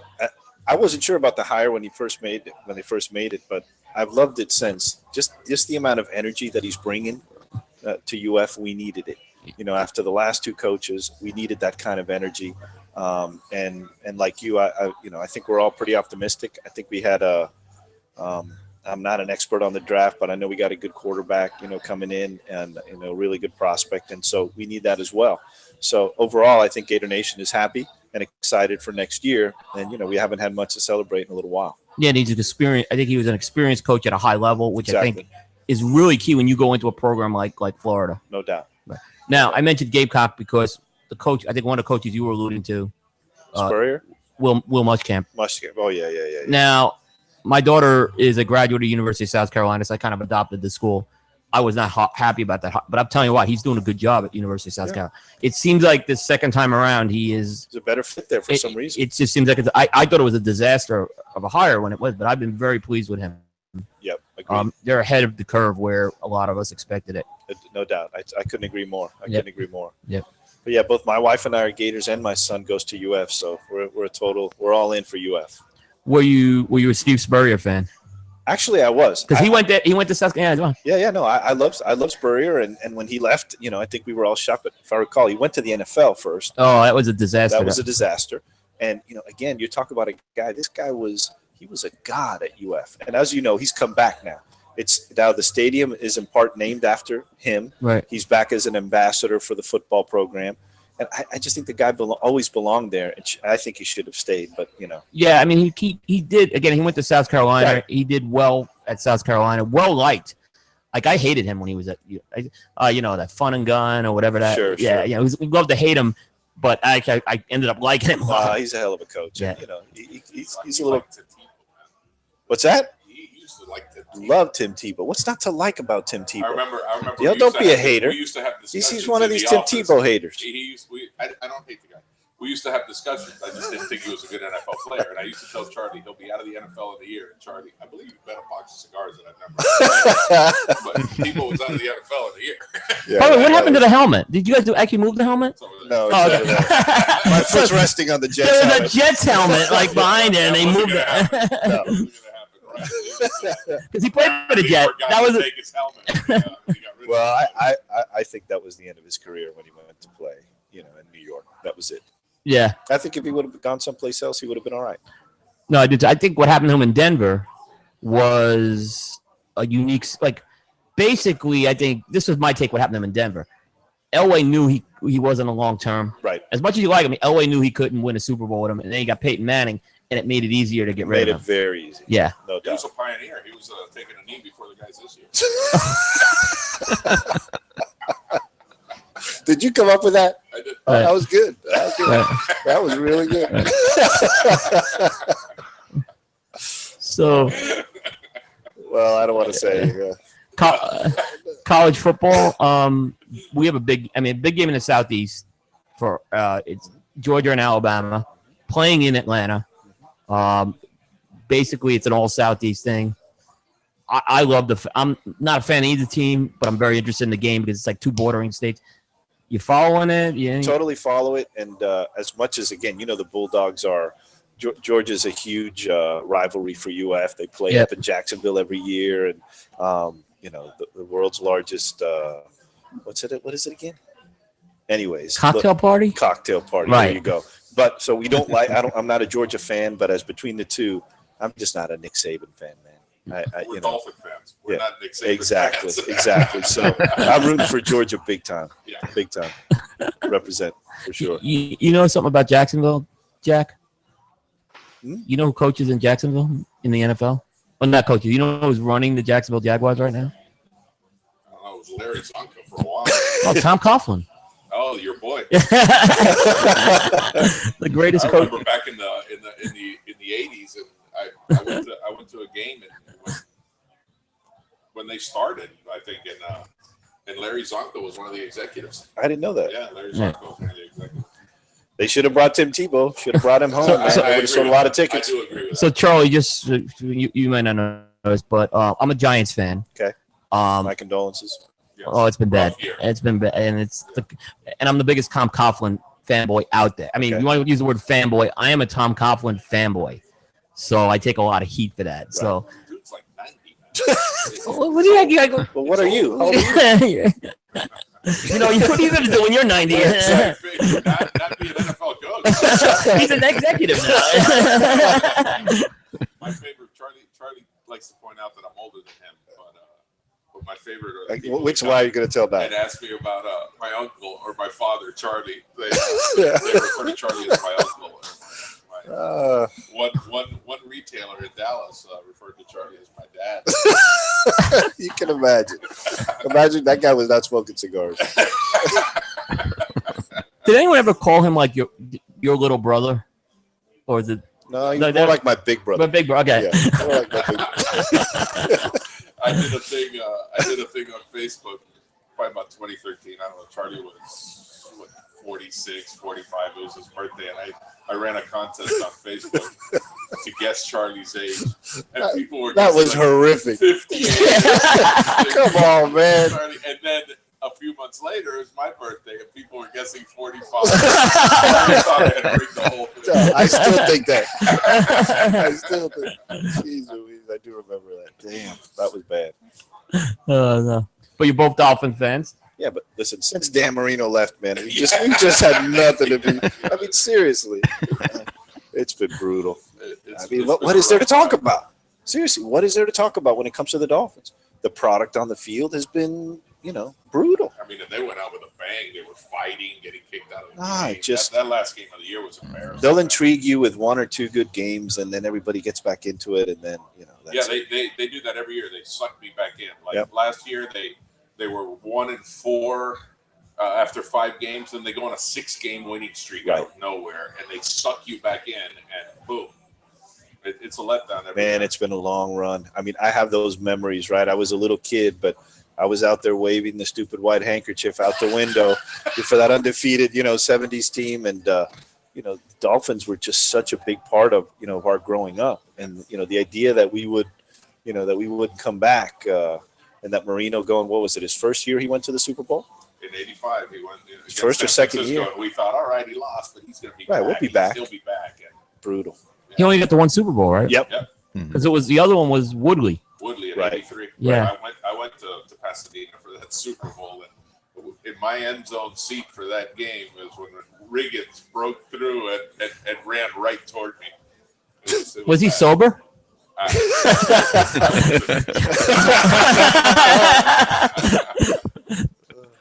That's good.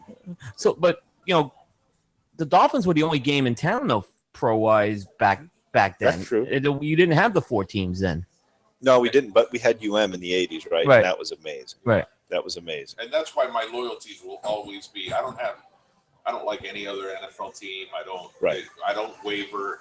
The Dolphins are my team, and I live and die with the Dolphins. Mostly die, but I'm a Cubs fan. I lived in Chicago for that time, and it was a great home run chase with Sammy Sosa McGuire. It was a good time to jump on. A good friend of mine who was one of the bullpen coaches for the Cubs at the time, so I had great access. I became a Cubs fan. The Bulls with Michael Jordan, who wasn't a Bulls fan. I didn't have that loyalty to the Heat. I wasn't. You were not? North Carolina. I wasn't living in North Carolina. I was living in New York at the time. Oh, okay. And that was those battles with the Knicks. So, yeah. Oh, yeah. So I really never grew up with that loyalty to the Heat or to the Marlins or, I don't dislike the Marlins and I wish them well. I don't know what they're doing now, but dismantling. Yes. Again. But man, did you guys see that interview though that Stugatz had? Not Stugatz, but Levitard had with the baseball commissioner. I did not. That was pretty intense about the dismantling of what's happening in the Marlins, and I mean he took it to him hard, man. It was really, really interesting. I think Levitard was, really kind of representing, how the Miami fans felt, and it was pretty brutal. Because you guys gone through this, right? Every few years. Right. I mean, you think the new ownership group something would change, yet didn't. Mm-hmm. But they've been very successful in a short amount of time. I mean, yeah, exactly. It's tough to feel bad. I mean, listen, the Cubs. Yeah, think of it as a Cubs fan. You got 100 years of nothing, and then you get 100 years of nothing. The Marlins started in what, 92, and they've got 2 World Series. Yeah, they've never lost a playoff series. Yeah, that's a kind of a little known fact. Yeah, agreed. Yep. No, that's been good. No, so, you guys optimistic with the Dolphins next year? No. Listen, the Dolphins is a short conversation. I mean, what? I'm hoping that Andrew Luck gets rid of his demons and comes back as a powerful quarterback for the Miami Dolphins. There's been talk. Really? Yeah, that Luck could be on the block, and the Dolphins would be interested in him. Interesting. I'd love to see that. I don't like your coach. You don't like Gase? I don't like Gase. Now this is as a Giants fan. You're a Crawford guy. Okay. So here's the thing, though. This is because we're going through this with the Giants. Josh McDaniels is buzzed from New England's going to be the guy. Right. I think sometimes we make this mistake in football of saying we got to get the best offensive mind or the best defensive mind and put him into a head coaching role. And I think Adam Gase is a very good offensive coordinator. I don't think that necessarily translates to leadership in the locker room. Right. And that's where I'm not big on McDaniels getting the Giants job. I think it doesn't have to be the best X and O's coordinator to do that. But the Giants were doomed this year, man. They lost 4 receivers in one game. But the thing is, I'll be honest, yes, but I was against the coach from day one. You think Eli's done? No, I don't think he's done. Now, Just a bad system. well, yeah, I don't know. Here's the thing. I don't know what I think the Giants are. I don't think they're going to run and get a quarterback because they have so many other needs that they have to address on the lines. And so that's my feeling. I just don't think that's going to happen. Again, though, in the last what? You guys have 2 Super Bowls. At least you've had something to cheer for. I've said yes, but I've said this, and this is to quote Hector Alfonso, right? He has this expression: creating chicken salad out of chicken shit. That's what. You can cuss on this show. Wow. We're not regulated by the FCC. Oh, you're gonna regret letting him know that. This guy you didn't know that? This guy cusses in church. That's not even a lie. Go ahead. So yeah, no, I don't want to get into that story. This guy is. It was a wedding. In church. Jeez. But it's not under the same rules. Right. No, you're right. You're right. Right. What would you know about the rules of church? You've never been to it. I turned to Charlie at this wedding and I said something to it, and I punctuated it with an F-bomb, and his response was, "Are you seriously cussing in church?" I was waiting for lightning to just strike us all down in that pew. Step away from So that's what I was saying about Coughlin. He made chicken salad out of chicken shit with the Giants. We never had an elite team. I felt when with those Giants teams, but they got hot at the right time. They got hot. And he pressed the right buttons in the playoffs. They got hot at the right time. Right, but the GM never gave him that elite, that dominant team, and that's why they never were able to sustain it. They had 2 good runs, is what they had. So you think Eli will be back with the team next year and will be the number 1 quarterback? I think he'll be. Yeah, I think he'll start. He'll be the starting quarterback. I think he'll be back with the Giants. I listened to the GM at the press conference. I think the GM recognizes that. I don't think he comes back if he's not the starting quarterback. No, I don't. Unless he goes to the Giants and says, "I want a change in scenery." I have a feeling though I think they're going to fix that scenario. I think he comes back. He's come out and said that he wants to stay. So. His family lives there. Yeah. I hate what the coach. Well, I don't want. I hated the coach, right? But I think this was an ownership. I think the ownership thing bungled that whole thing up, and took the streak away from him. I hate the fact that happened. Yeah, that was brutal. And people don't realize they waited till after he passed his brother for the start the streak before they did. So they did. It was almost deliberate. It was deliberate. Yeah. Yeah. No, that was brutal for sure. We'll kind of wrap this piece up real quick. Super Bowl picks. You guys have a Super Bowl pick? It's gonna be unpopular, but I'm going New England. I think Tommy Brady will do it again. I really do. Mm-hmm. That's my pick. I'm kind of I see that. I think New England will win. I'm rooting for Minnesota. Interesting. They're good. For Minnesota. They're playing good. And I have a dilemma this week because I'm in a suicide pool, and there's started with 250. We're down to the last 15. There's only 4 games. I just got to pick a winner this weekend, and I think if I am able to get by this weekend, well, there's only 15 people left. If I'm able to get by this weekend, I think I'm going to ride New England the rest of the way.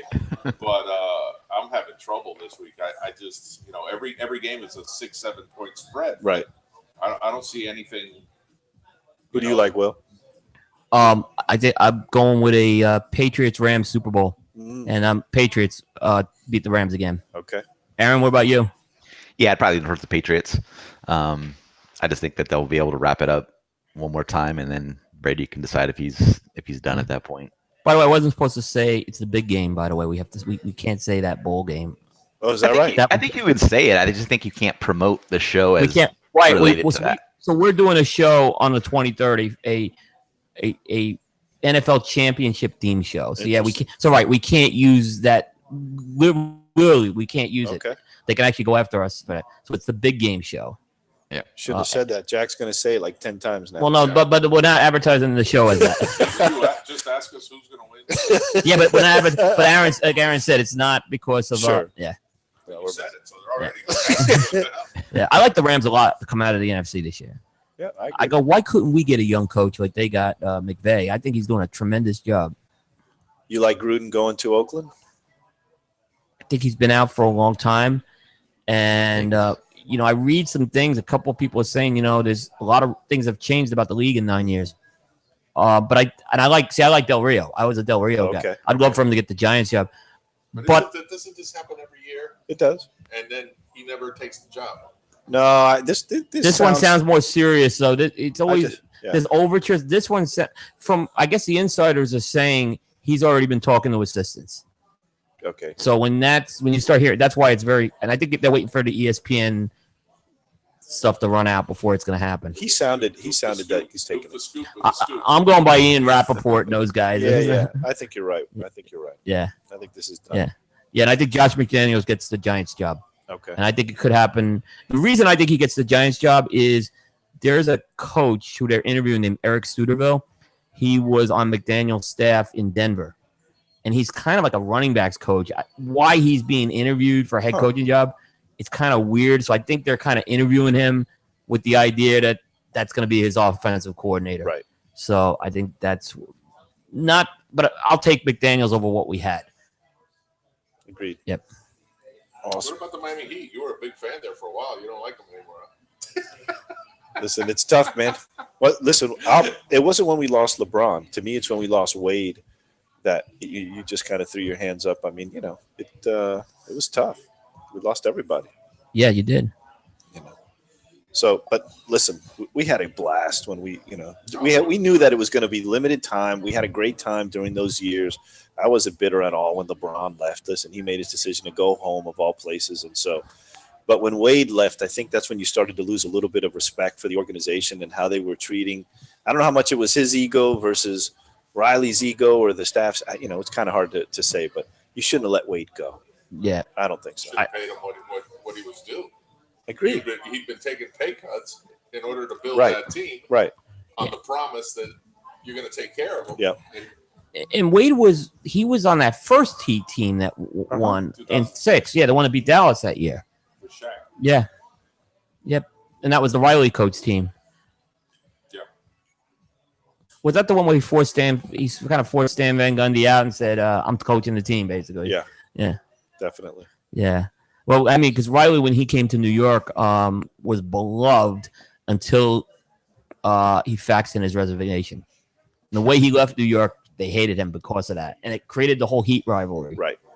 Yeah.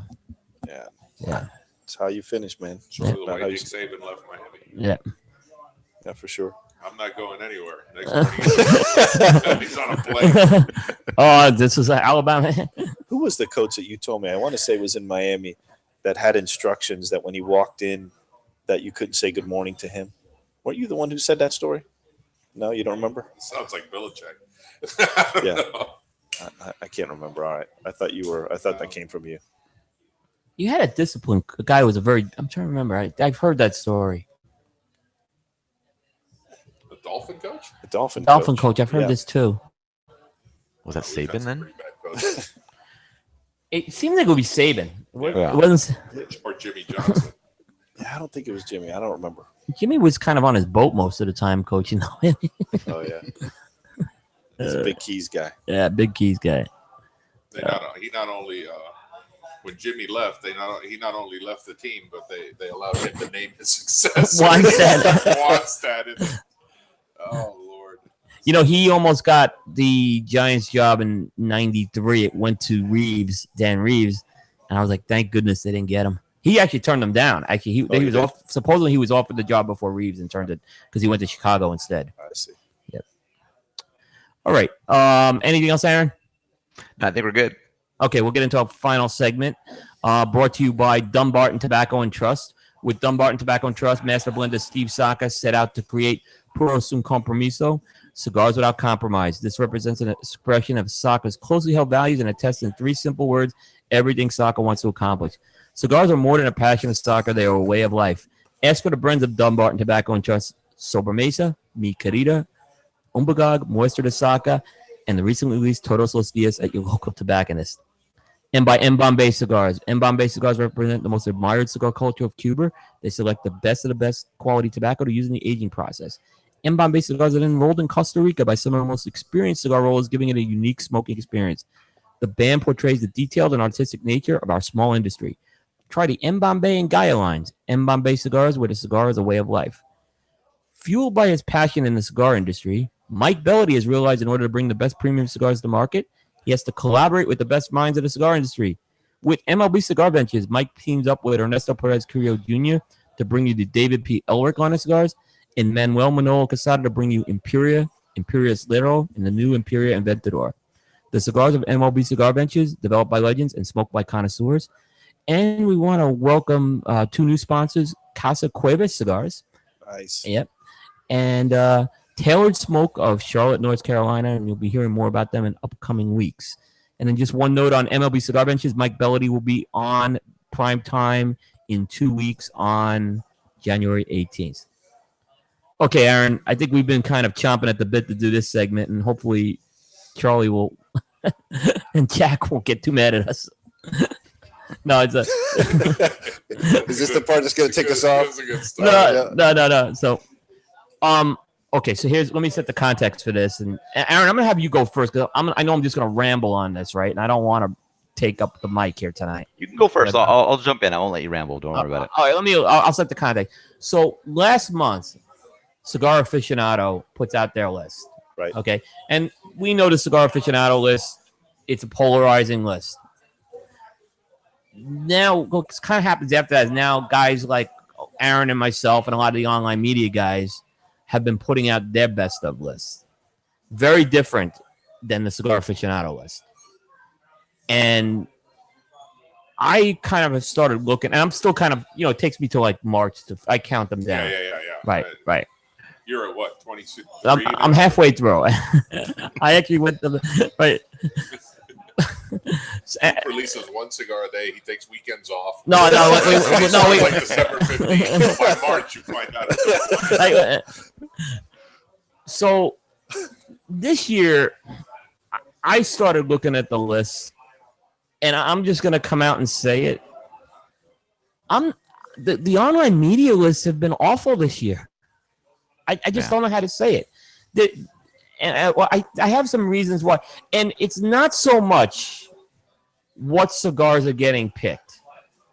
That's not the issue. Because I think the cigars that are getting picked, and they're obvious, we could kind of hit some of them, are really good cigars. And I'll tell you, some of them are on my list. It's what's not getting picked. And it's concerning me what I'm seeing from the online community right now. I'm gonna flip that over to you, Aaron, first. Yeah, I kind of think what you're. I want you to add on to that. Sure, I think we're kind of leaning towards. We're just gonna put you in an awkward position, is all.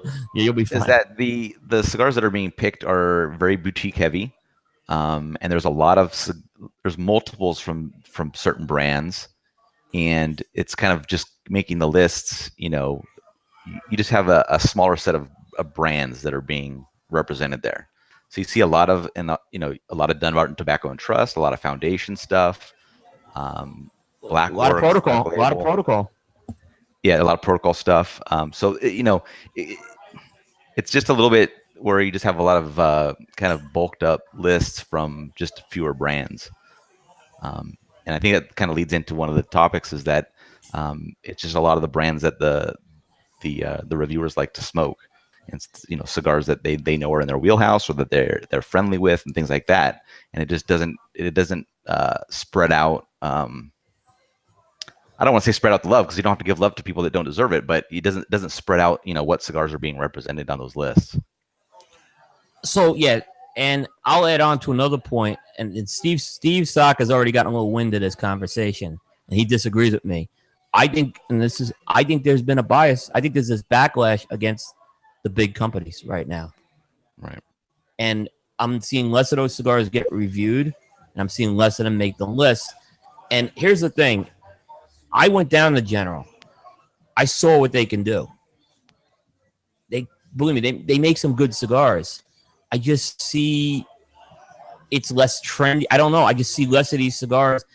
It does seem trendy for a lot of these bloggers to pick the flavor of the month, the boutiques, the guys that are hot, the guys that like to smoke, the guys and it's fine. Listen, to me, there's a lot of great cigars out there.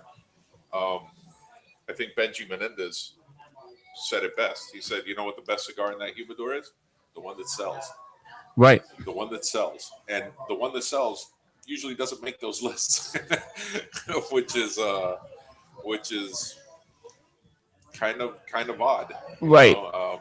and there's lists that are strictly boutiques that they make no bones about There's it. one guy who does it. There is one guy who does it, but that's okay because he's setting that as his parameters. He sets that as That's his parameter. So I think there's a couple of other factors too that, and Aaron and I were kind of talking about this. I think that there are criteria is not set with a lot of these lists, Right. and it hurts. I think that could hurt in the long run. And I think there's this notion that people want to reward people they like.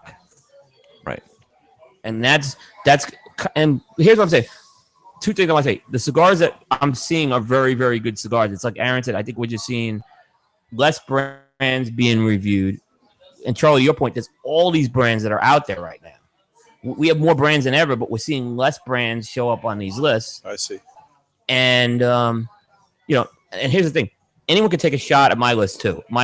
I'm not immune to what I'm saying here either. Right. So certainly I'm there's not a glass house here is what I'm getting at. So let me ask you something. Right. Because before there used to be the Cigar Aficionado list, maybe Cigar Journal. Right. And there weren't as many bloggers as there are today. Right. Now it seems like there's 100 of these lists. And I'm a member of a lot of groups on Facebook. And I listen to the chatter going back and forth between these guys. And to me, it seems like consumers are fed up with these lists. Right. My stepson worked at Neptune Cigars for 2.5 years. He worked at another cigar shop. He's been working at cigar shops for 4 years. He told me 3 or 4 years ago when that Cigar Aficionado list came on, all day long people would come with a photocopy or even the page ripped out of Cigar Aficionado, and they would put it on the counter and say, "Give me as many of those as you got here." He says that list came out. Not one person has done that this year. Yeah, I think It seems like it's watered down.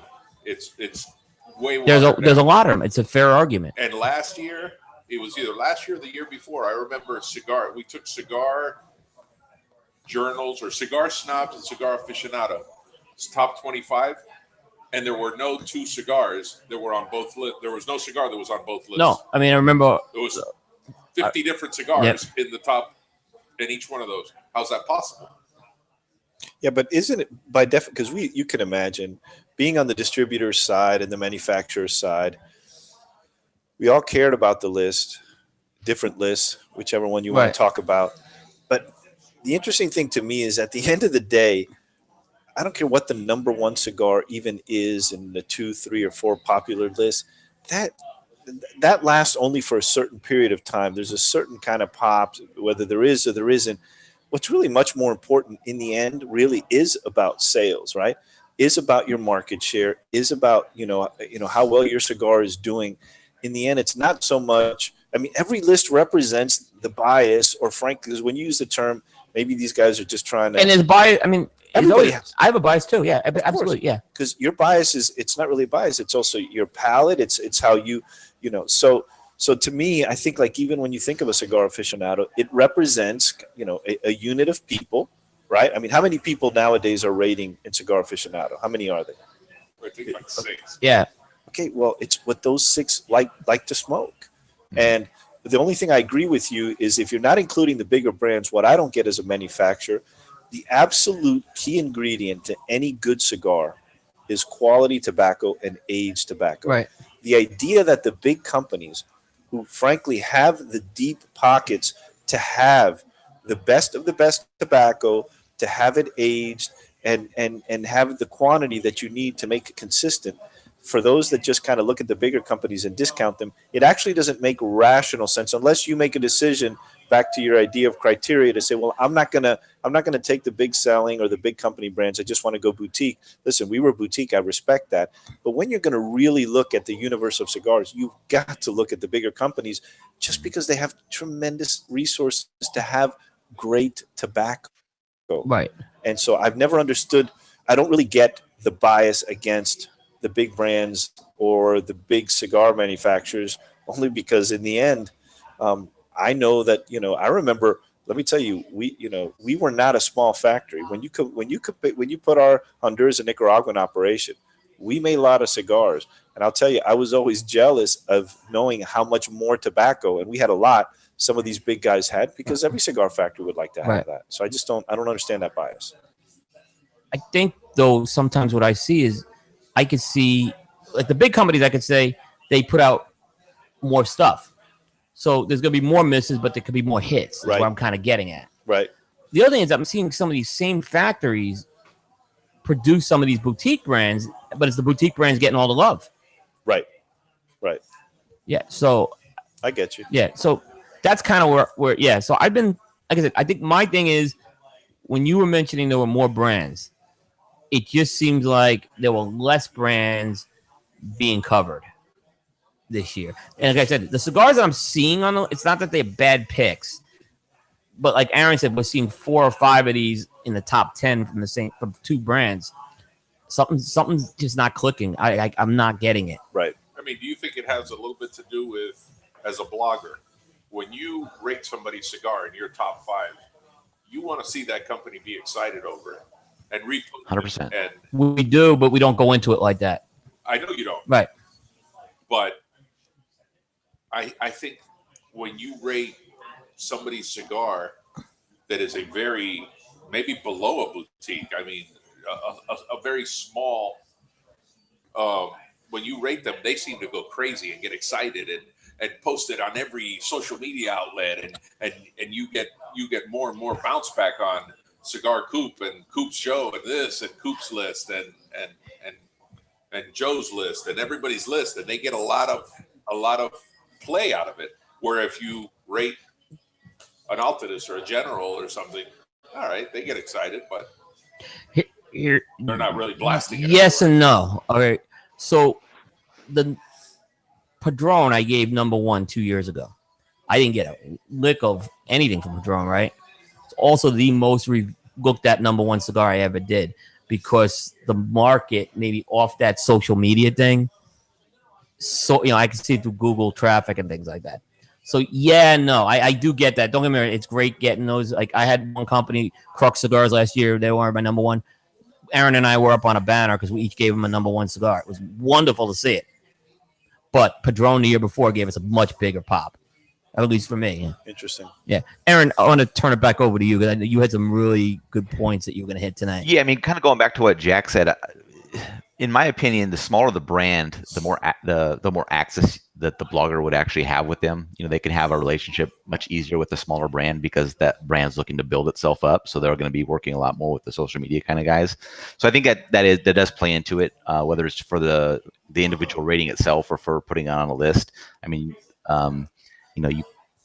people like to get good feedback and they like to feel like they're doing a good job, and they'll kind of get that feedback from those smaller brands. So I think that definitely plays into that for some people. So yep, you're definitely spot on with that. Yeah, and like the criteria thing is another thing. Is like a lot of sites, they either don't outline that, but they also use very different criteria. So I wrote an article a few years ago for BMP when I was over there, but some lists are only new releases for that year that they're doing the list for. Some they say if I smoked it in that year, and then some just can leave it open to whatever criteria that they want, that they decide that they want to pick that cigar. So you can't really compare all those lists side by side if they're not using the same criteria, because you're gonna have a different mix of what was eligible to make those lists. So that's just something that as you being a reader, you have to kind of know what that criteria is to be able to see how that matches up with somebody else's list. Is if you're complaining because somebody didn't put a certain cigar on the list,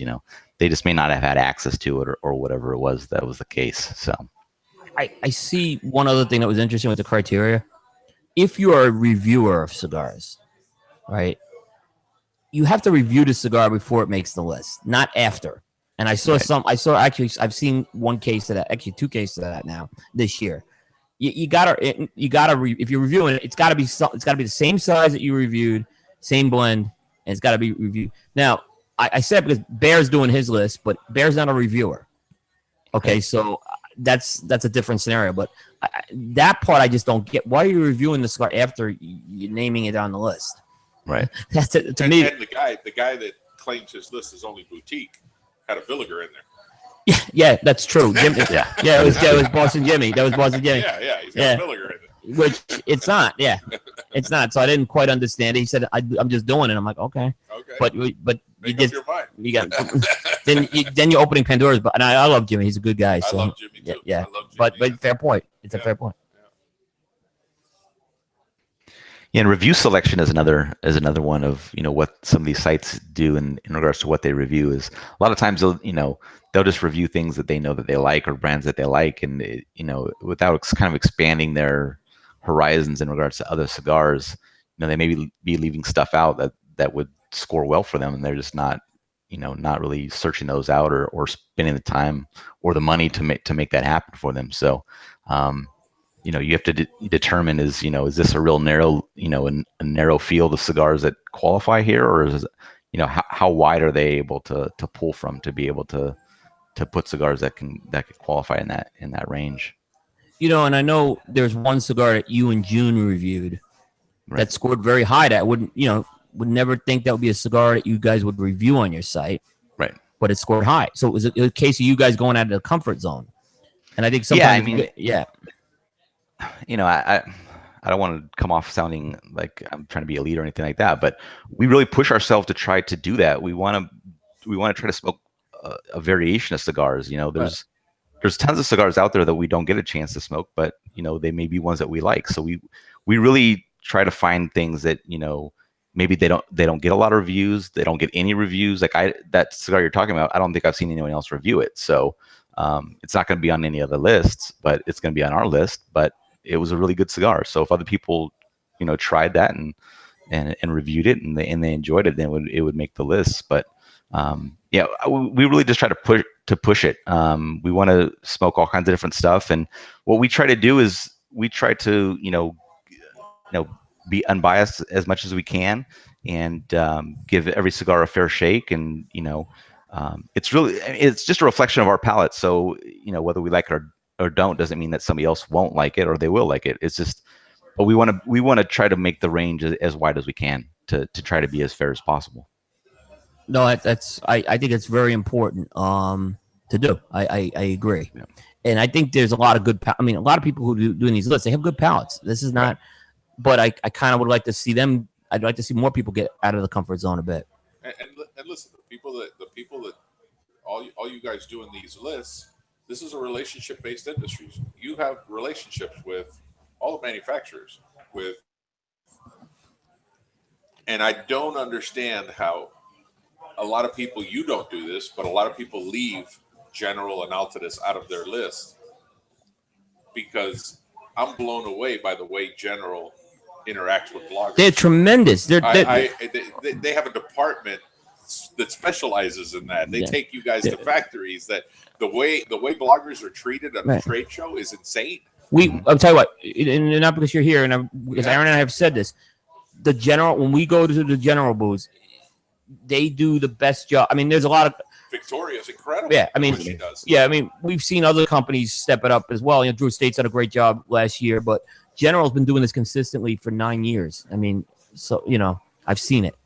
So yeah, and like I said, I know there's the last year that you guys have had at General, it's been a great year. There's a lot of good ones that came out. And I've seen guys that'll come to the booth and play the whole game and get all the cigars and come to dinners and do all these different things, and they wouldn't even consider putting a General cigar in the top 25. Right.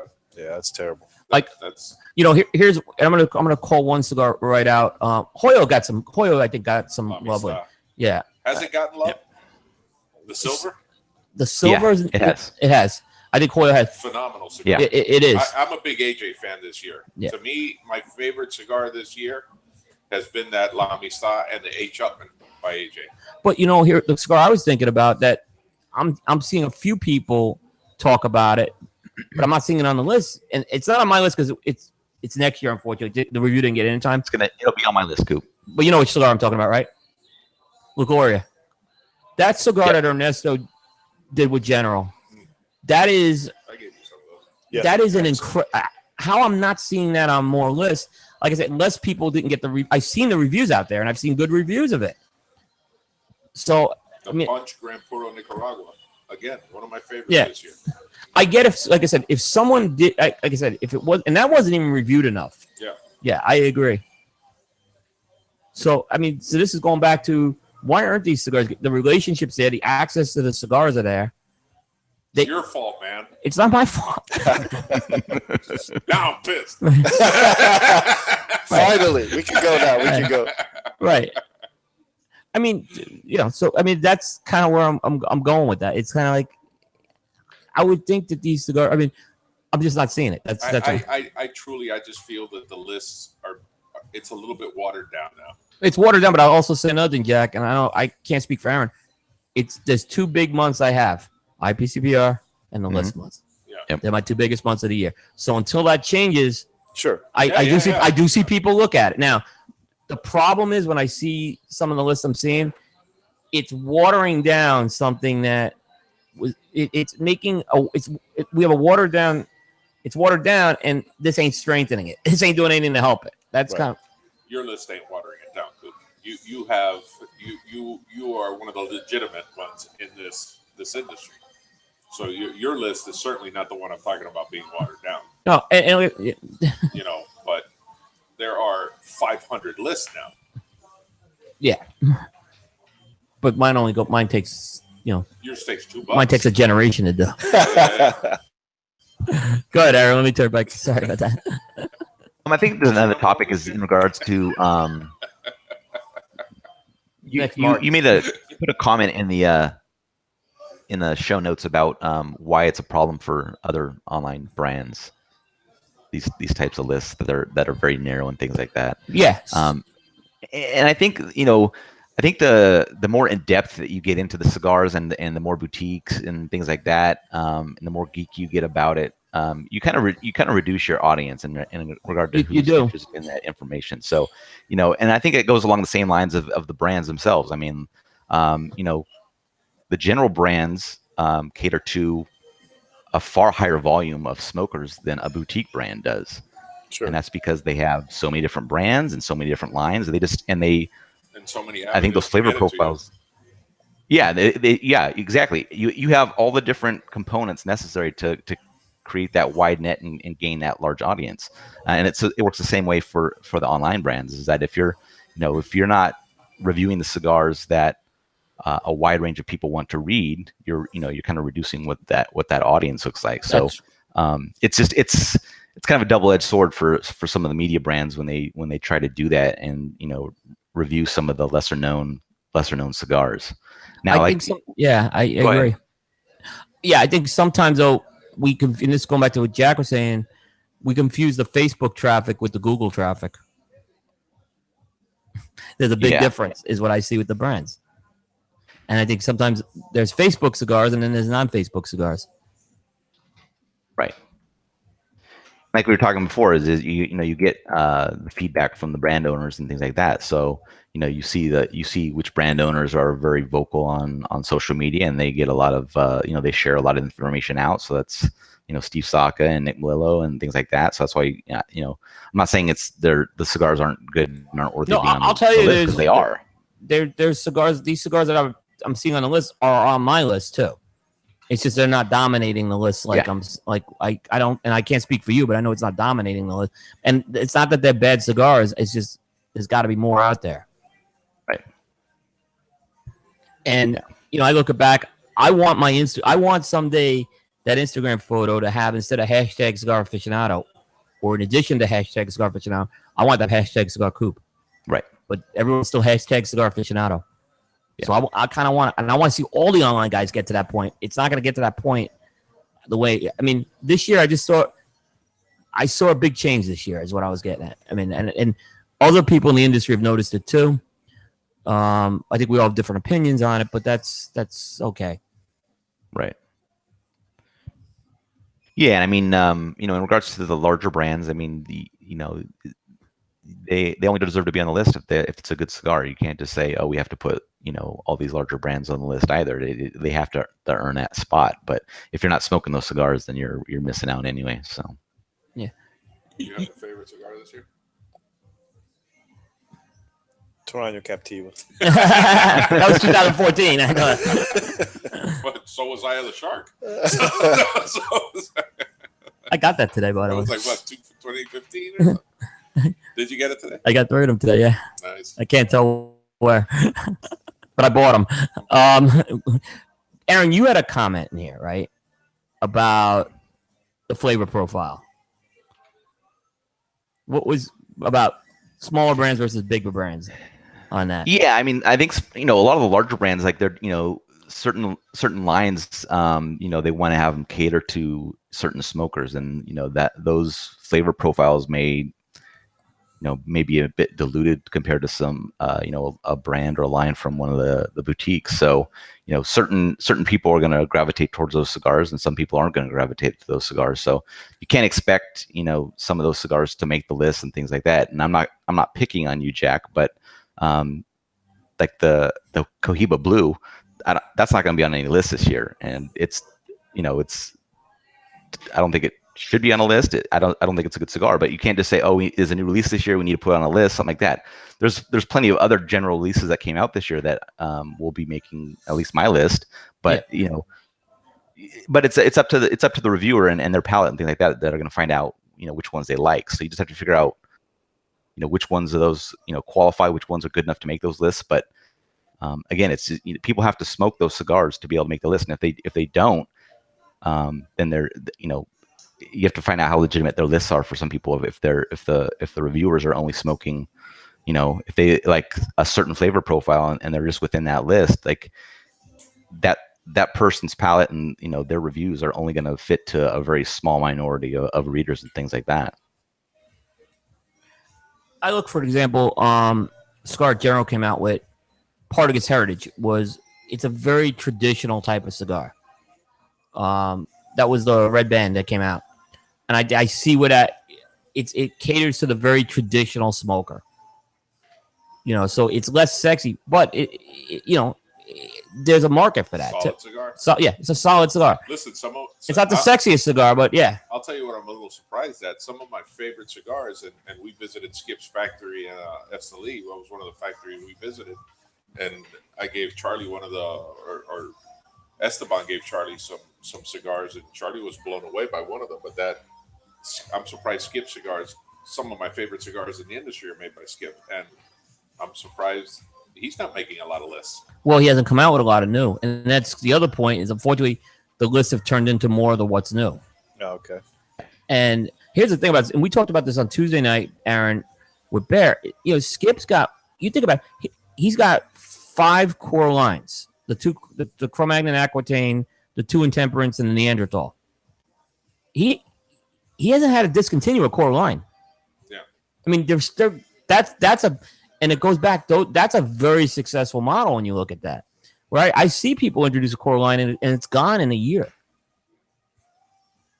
No, I agree. That's definitely a success story. Yeah, that's a success story. You got to look at that. Yeah. And by the way, there is a Skip cigar on the Coop list this year. Skip. Nice. That's a teaser for you, Skip. I know he's listening.